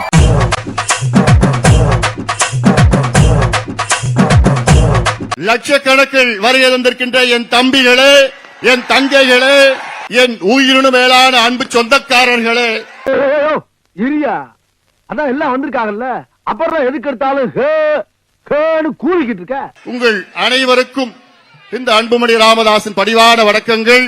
ஐயோ, யாரு மூஞ்சில முழிக்கூடாதுன்னு நினைச்சா அந்த நாயே முன்னாடி வந்து நிக்குது. உண்மையான சமூக நீதி பேசுகின்றவர் நம்முடைய மருத்துவர் ஐயா அவர்கள். யார் அந்த நாதாரி? அதான் அவர்தான். யார் இந்த முள்ளம்பண்ணி தலைனா? இவெல்லாம் ஊருக்குள்ள அனாமத்து அட்ரஸ் இல்லாத பையன். இந்த மாநாடு ஒரு சின்ன சாம்பிள் தான். மெயின் பிக்சர் மே மாதம் 11ஆம் தேதி என்ன கர்மாந்திரம்னு ஒன்றும் புரியல. ஐயோ, ஒரு சமுதாய நல்லிணக்க மாநாட்டாக நடத்த வேண்டும் என்ற நம்முடைய ஐயா அவருடைய விருப்பம் இது. இதெல்லாம் புயல் காத்துல உட்காந்து எவனா பொறி சாப்பிடுவான், அவங்கிட்ட போய் சொல்றா. ஆண்டிற்கு 365 நாட்களும் உங்களுக்காக சிந்தனையில் இருக்கின்றார். பைத்தியக்காரத்தனமா ஏதோ பேசிக்கிட்டு இருக்கானா, நீங்களும் கேட்டுக்கிட்டு இருக்கீங்களே, தூக்கி அடிச்சு ஓரமா போடுங்கயா. கொஞ்சம் எல்லாம் காதுல பூ சுத்தலாம், ரொம்ப சுத்தாதே, வேண்டாம். நாங்க நிறைய பாத்துட்டோம். காலையில் எழுந்தவுடன் இரவு வரை உங்களை பற்றி தான் அவர்களுக்கு சிந்தனை. நீ இவ்வளவு பேச்சு பேசுறிய, உன்னால எங்களுக்கு ஒரு சிங்கிள் டீ வேண்டிட முடியுமா? கேட்டா எங்களுக்கு நீ மூத்த வேண்டுகிற, நீயும் வெக்கமில்லாம. இந்த மக்களுக்கு என்ன செய்யலாம்? இந்த பிள்ளைகளுக்கு எப்படி கல்வி கொடுக்கலாம்? இந்த மதுவை எப்படி ஒழிக்கலாம்? ஒன்னே ஒண்ணு நீ செய்யலாம். சொல்லுங்கய்யா. இந்த நாட்டை விட்டே ஓடி போய். இல்லங்கய்யா, அதான் நீ நாட்டுக்கு செய்யற நன்மை, நாட்டு மக்களுக்கு செய்யற நன்மை, நாட்டு ஜனங்களை பிடிச்சிருந்த தரித்திரமே ஓடி போச்சுன்னு நினைப்பாங்க. காலையிலிருந்து இரவு வரை சிந்தனை, என்றார சிந்தனைகள். அடிங்க வாயில வெல்டிங்க வைக்க. இந்த ஒக்கல போய் இப்படி போய் சொன்னா எப்படிமா வருது? இப்படி ஒரு தலைவர் எங்கேயாவது நீங்க பார்த்திருக்கிறீங்களா? நானும் வட ஆப்பிரிக்காவிலையும் பார்த்திருக்கேன், தென்னாப்பிரிக்காவிலையும் பார்த்திருக்கேன். ஆனா இந்த மாதிரி ஒரு கலர் காண்டாமிருகத்தை பார்த்ததே இல்லடா. இந்த சமுதாயம் மட்டுமல்ல, தமிழ் சமுதாயம் ஏற்றுக்கொள்ள வேண்டும். நாங்க ஏண்டா நடுச்சாமத்துல சுடுகாட்டுக்கு போனோம்? தமிழ்நாட்டிலே உடனடியாக சாதிவாரி மக்கள் தொகை கணக்கெடுப்பு நடத்த வேண்டும். 86 வயதிலும் நான் சமூக நீதி பெற்றுதான் உறங்குவேன் என்று கடைசி வரை நான் கோல் ஊன்றியாவது போராடுவேன் என்று இன்று இந்த மாநாட்டிற்கு வருகை தந்திருக்கின்ற நீயே ஒரு பிச்சைக்கார சோரி நாய், உனக்கு சொரிஞ்சு விடுற நாய் இந்த நாய், உங்ககிட்ட நான் கடை வாங்குவேனாடா? இந்த தமிழ் சமூகம் ஐயா மருத்துவரை எதிர்பார்க்கிறது. தமிழ் சமூகம் மருத்துவரின் பின்னாலும் நிற்பதற்கு தயாராக இருக்கிறது. எங்க இருக்குது? நீங்க தானே சொல்லிட்டே தெரியுங்க. எனவே இந்த இருவரும் சமூகங்களையும் நாம் ஒருங்கிணைக்க வேண்டும். நாட்டை கெடுத்து போது காட்டையும் கெடுக்காது. புலிகள் தோழரே, புரட்சி வீரரே, ராமதாசரே, வாங்குற காசுக்கு மேல கூறாடா கொய்யா. கொய்யால காசாடா முக்கியம், கூவல் தான்டா முக்கியம். இலங்கையில் எழுதிய பாட்டு தமிழகம் முழுக்க, இந்தியா முழுக்க, உலகம் முழுக்க அந்த பாட்டு ஒலிக்கப்பட்டது. அடுத்த முறை என்ன பார்க்கும்போது இதை விட அதிகமா ஃபீல் பண்றேன். இனிமேல் பேச வருகின்றவர்கள் அரை நிமிஷத்துல உங்க கருத்தை சொல்லுங்க. சமயம், சமுதாயம், நல்லிணக்கம், அவ்வளவுதான், முடிஞ்சு போச்சு. நீ சொன்ன வாக்கியத்தை தஞ்சாவூர் கோயில் கல்வெட்டுல வெட்டி வச்சிட்டு பக்கத்திலேயே நீ உட்கார்ந்துக்க. உனக்கு பின்னால வர்ற சந்ததிகள் அதை பார்த்து படிச்சு தெளிவா நடந்துக்குவாங்க. சமய, சமுதாயம், நல்லிணக்கம், ஜாதி, மதம் எல்லாம் ஒண்ணுதான். நல்ல இணக்கத்தோடு வாழணும், முடிஞ்சு போச்சு. யாரு எதை பேசுறதுன்னே நாட்டுல விவசாயம் இல்லாம போச்சுடா. மக்கள் என் பின்னாலே வர முழுதும் வர மறுக்கிறார்கள். இவர் உண்மையிலே சொல்றதா இருந்தா ஒரு அரசியல் அனாதையாக கைவிடப்பட்ட நிலையில் அந்த சொந்த மக்களே இவரை கைவிட்டாங்க. எதுக்குடா எல்லாரும் ஓடுறானுங்க? படிச்சா மட்டும் பத்தாதுண்ணே, கொஞ்சம் அறிவும் வேணும். அவங்களுக்கு ஏன் இந்த ஊர்ல இருக்கிற படிச்சவங்க எல்லாம் உங்களை வந்து பாக்குறது இல்ல தெரியுங்களா? அதனால பிதற்றுகிறார், தயங்குகிறார்கள். ஏனோ தெரியவில்லை. இந்த ஊர்ல உன்னை யாருமே கிட்ட சேர்த்துக்க மாட்டேங்கிறாங்க. என்ன கிட்ட வந்தா நீ கடிச்சு போடுவேன். யான் பிறக்க அருள் புரிவாய் என்றாயே, எனக்கு ஒரு வரம் தருவாய். நீ எல்லாம் பிறந்ததே ஒரு சாபக்கேடு. முடிஞ்சா இன்னைக்கே போய் செத்துரு, மறுபடியும் பிறந்து வா. அப்போவாவது உனக்கு ஓலை ஒழுங்கா வருதான்னு பார்க்கலாம். ராமதாசனுடைய சொத்து மட்டும் எவ்வளவு இருக்கும்? உலகம் முழுக்க 3 லட்சம் கோடி. 2 லட்சம் கோடி. ஓடுற பஸ்ல இருந்து 1 ரூபாய் காயின் விழுந்தாலே உருண்டு வந்து எடுக்கிற வேண்டாம் இந்த சைல்டு சின்ன. 1000 ரூபாய் விழுந்தா விடுவேனா? இந்த கொடுங்க சாமி, இந்தாங்க கேட்டியா.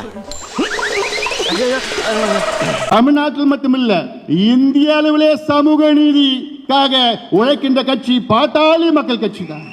பாய முடியா 2000 வருஷமா இந்த சொன்னதையே சொல்லிட்டு இருக்காங்க. ஆனா நான் சொல்லிட்டேன், விட போறது கிடையாது, நமக்கு கிடைத்தே தீரும். சாம்பார கலக்கி ஊத்துற சாக்கடிக்கு சாவடால் பேச்சு நான்சென்ஸ். ஏன்னா இப்ப மறுசீரமைப்பு இறங்கிட்டோம், இன்னும் நடக்குது. இப்ப இந்த 2002 பாருங்க.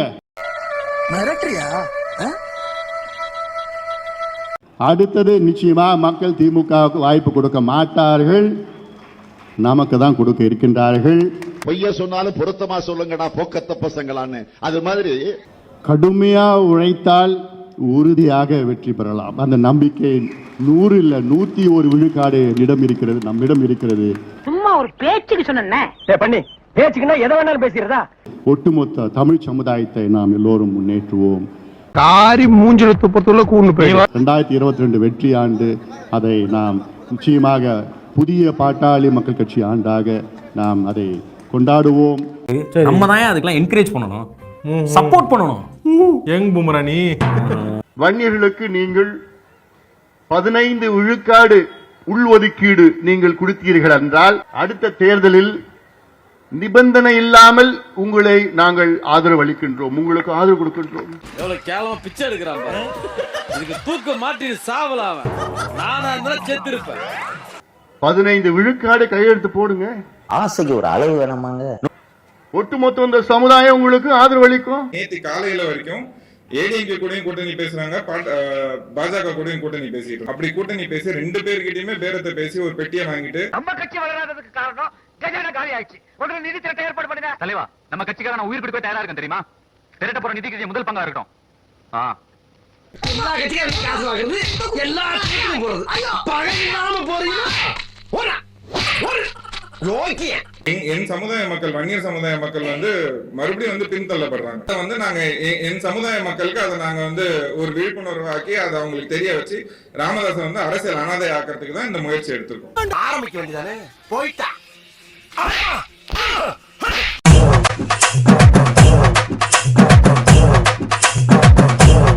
நிபந்தனை எல்லாம் வேண்டாம் எங்களுக்கு, சீட்டு கீட்டு எதுவுமே வேண்டாம் எங்களுக்கு.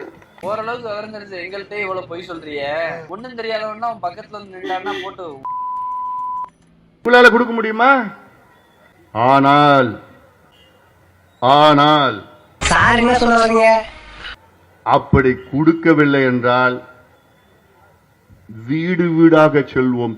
அக்கா, தென்மொழிக்கா, மம்மி, சிஸ்டர், மா, பிச்சைக்காரனாலே நான் ஒருத்தன் இருக்கல போறாங்க பக்கம். ஸ்டாலின் அவர்கள் வன்னியர்களுடைய விரோதி விரோதி விரோதி என்று டேய் இப்படிலாம் பண்ணன்னு வச்சுக்கடா நாசமா போயிருவடா, அழிஞ்சு போயிருவ. இந்த எண்ணத்தை மாத்திக்க.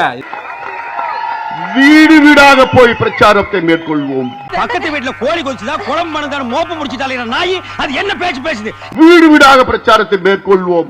அடுத்த தேர்தலில் மானமுள்ள ஒரு வன்னியம் கூட உங்களுக்கு வாக்களிக்க மாட்டான். பொறாம ஏன்டா அப்படி இருக்கானுங்க? எவனுமே முன்னேற கூடாதுங்கிறானுங்க, முன்னேறனால பொறாம முடிச்சு அலையிறானுங்க. என்னதான் சொல்ற? அது எப்படி செய்யணும்னு எங்களுக்கு தெரியும். நீ எனக்கு ஓட்டு போடுவ? போட மாட்டேன். முன்னாடி போடவே கூடாதுன்னு சொல்லிடுவேன்ல, நீ அது போடுவ? போடவே மாட்டேன். இது எங்களுடைய சமூக நீதி போராட்டம். உனக்காக ஓட்ட போட்டு சட்டசபைக்கு அனுப்புனாங்களே உன் தொகுதி மக்கள், அவங்களுக்காக ஒரு 10 பைசா செலவு பண்ணிருப்பியா நீ? இதுல ஜாதிவாரி கணக்கெடுப்பு நடத்தணும்னு வேற, அதுல ஒரு புதுசா ஒரு பில்டப் ஒண்ணு. நீ திருந்தவே மாட்டடா. மூத்த அமைச்சர் துரைமுருகன் அவர்களுக்கு துணை முதலமைச்சர் கொடுத்தா என்ன உங்களுக்கு வலிக்குதா? ஏன் அவர் உழைக்கலையா? இன்னைக்கு திமுகவிலே மூத்தவர் அவர் தான். எவ்வளவு தியாகம் பண்ணிருக்கிறாரு. முறை சிறைக்கு சென்றிருக்கிறார்கள். இந்த கட்சிக்காக எவ்வளவு உழைத்திருக்கின்றார். ஏன் அவருக்கு ஒரு துணை முதலமைச்சர் கொடுத்துட்டு போலாமே? இளவு வீட்டுல கும்பலையா கூட இவ்வளவு அழுக மாட்டாளுங்க. ஆனா நீ இந்த ஆளே அழுகிறியடா. இந்த ஆளே அழுகிற நீ. எங்களுக்கு தொழிற்சாலைகள் வேணும், நீங்க போராடினீங்கன்னா நாங்க தொழிற்சாலைகளை ஆகாயத்தில் கட்ட முடியும்னு ஒரு அமைச்சர் பேசுறாரு. அமைச்சர் அவர்களே, இதே நிலை தொடர்ந்தால் உங்களுக்கு நாளைக்கு சோறு கிடைக்காது. சிப்காட் வளர்வதற்கு நம்முடைய சட்டமன்ற உறுப்பினர்கள் எவ்வளவு போராட்டம் வர வேண்டும். அப்படி வந்தா நம்ம மாவட்டத்துக்கு அது ஒரு மிகப்பெரிய பொருளாதார வளர்ச்சியாக தான் இருக்கும். இளைஞர்களுக்கு எல்லாம் வேலை வாய்ப்பு சிப்காட் வளர வேண்டும். விவசாய பத்தி தேவலாம் பேசிட்டு இருக்காத. போய் பிரச்சனை உண்டாகாத வேலை சார். ஏதாவது கலவரத்தை உண்டாக்கிட்டு இருப்போம். யாரும் கண்டுக்காதீங்க உன. ஸ்டாலின் அவர்களை கோட்டையில் சந்திச்சு 35 நிமிஷம் அவர்களுக்கு வகுப்பு எடுத்தேன். ஏய் வாய முன் ஏந்து போட, எதா அசிங்கமா பேசிட்டு போற. 10.5 சாதிவாரி கணக்கெடுப்பு பற்றி. அப்போ நான் சொன்னேன், தம்பி இந்த ஊம ஜனங்களுக்கு உங்களை விட்டா யாரு செய்வாங்க அப்படின்னு சொன்னேன். இது என்ன புதிய உருட்டா இருக்கு? ஆனால் இந்த ஊம ஜனங்கள் இன்னும் ஒரு 2 மாசத்துல பேச போறாங்க. ஒரு பண்ண வேணாம், மூடிட்டு குப்புறப்படுத்துங்க. ஊமை ஜனங்கள் பேச போறாங்க. எப்படி பேசுவாங்கன்னா, நாடே கிடுகிடுக்க. ஆஹா, மறுபடியும் சண்டை ஆரம்பிச்சாங்க. ஜாதி கலவரம், வெடிகுண்டு கலாச்சாரம், எங்க போய் முடிய போகுது அந்த நாடு? நாடே ஸ்தம்பிக்க. ஊமை ஜனங்களா இருந்தவங்களுக்கு இவ்வளவு தைரியம் துணிச்சல் எப்படி வந்ததுன்னு மற்றவங்க பேச. இது தெரியாம போச்சே. சரி மச்சான், பிரச்சனை இழுத்துன்னு வரேன்டா. கோலோச்சுவது போதுமலா சாமி என்று விட்டு ஓட. ஏண்டா இது ஒரு பொழப்பானது உங்களுக்கு? ஏண்டா இந்த நாடு பார்க்க போகுது. இந்த நாடு தாங்காது. இது எப்ப திருந்து இந்த ஜென்மம்? இந்த நாடு தாங்காது. போடா பைதியா. உங்க அப்பாவும் விட்டு சொத்தியா நாங்க கேட்கறோம். 10.5. ஏண்டா உன்னை மடையன் தான் நினைச்சேன். கிறுக்கனாடா. இது எங்க நாடு, எங்க பூமி, எங்களால வளர்ந்தது, எங்க மண்ணு. இது என் மண்ணுடா, மண்ணு. டேய் இது அவர் மண்டடா மண்டா. உனக்கு இங்க என்ன வேலை? உனக்கு இங்க என்ன வேலை? உனக்கு இங்க என்ன வேலை? அட சொட்ட தலையா, சொன்னதே திரும்ப திரும்ப சொல்றானே. என்ன வியாதி உனக்கு? உங்ககிட்ட போய் நான் 10.5 நான் கேட்கணுமா? எனக்கு அவமானமா இருக்கு. பேசாம கயிறு வாங்கி தூக்குல மாட்டு தொங்குங்கடா. உன்ன போய் கோட்டையில நான் சந்திக்கணுமா? எனக்கு அவமானமா இருக்கு. மானம் என்னடா மானம்? எட்ட நாவுக்கு மண்டி போட்டு குடும்பமே உட்கார்ந்து தின்னுருக்கீங்க. உங்களுக்கு மான பிரச்சனை வேறயாடா? ஆக ஏதோ நடக்க போகுது. சரி, என்ன பண்ணலாம்? நடத்தி காட்ட போறோம். அண்டம் கிடுகிடுன்னு நடுங்க போகுது.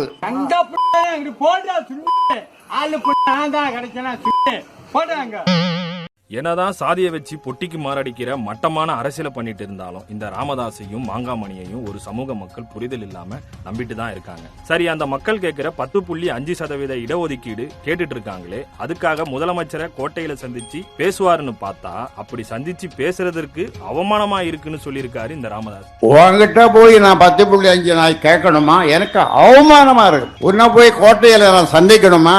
எனக்கு அவமானமா இருக்கு. எங்க மருத்துவர் ஐயா ஜெயலலிதா ஆட்சியில இருக்கும்போது உங்க மேல வழக்கு போட்டு ஒரு நாள் முழுக்க போலீஸ் வேன்ல ஏத்தி ஒவ்வொரு சிறைச்சாலையா அலைய வச்சப்ப வராத அவமானம், உங்க மனைவி போயஸ் கார்டனுக்கு போய் தாலி பிச்சை கொடுங்கன்னு ஜெயலலிதா காலில விழுந்தப்ப வராத அவமானம், அதிமுக கூட கூட்டணி வைக்கிறது தாயோட உறவு வைக்கிறதுக்கு சமம்னு சொல்லிட்டு அதிமுக கூடவே கூட்டணி வச்சப்ப வராத அவமானம், இப்ப இந்த மக்களுக்காக 10.5% இடஒதுக்கீடு கேட்கறதுக்காக முதலமைச்சர் கோட்டைக்கு போகும்போது வருதா? அப்ப உண்மையான காரணம் அவமானமும் கிடையாது, உங்க சமுதாய மக்கள் மேல உங்களுக்கு அக்கறையும் கிடையாது. விஷயம் என்னன்னா சௌமியா அன்புமணியை ஜெயிக்க வைக்க முடியாத கோவம் தான் அது. தைலாபுரத்திலேயே இருந்து கூட பக்கத்துல இருக்கிற விக்கிரவாண்டியில நம்ம பருப்பு வேகலையேன்னு ஒரு ஆதங்கம், அவ்வளவுதான். அதனால சௌமியாவை தோக்கடிச்ச உங்க சமூக மக்களையே நீங்க வெறுக்கிறீங்க. அதுக்கும் மேல இந்த 10.5% இடஒதுக்கீடு கிடைச்சிட்டா அப்புறம் வேற எதை வச்சுதான் அரசியல் பண்றது?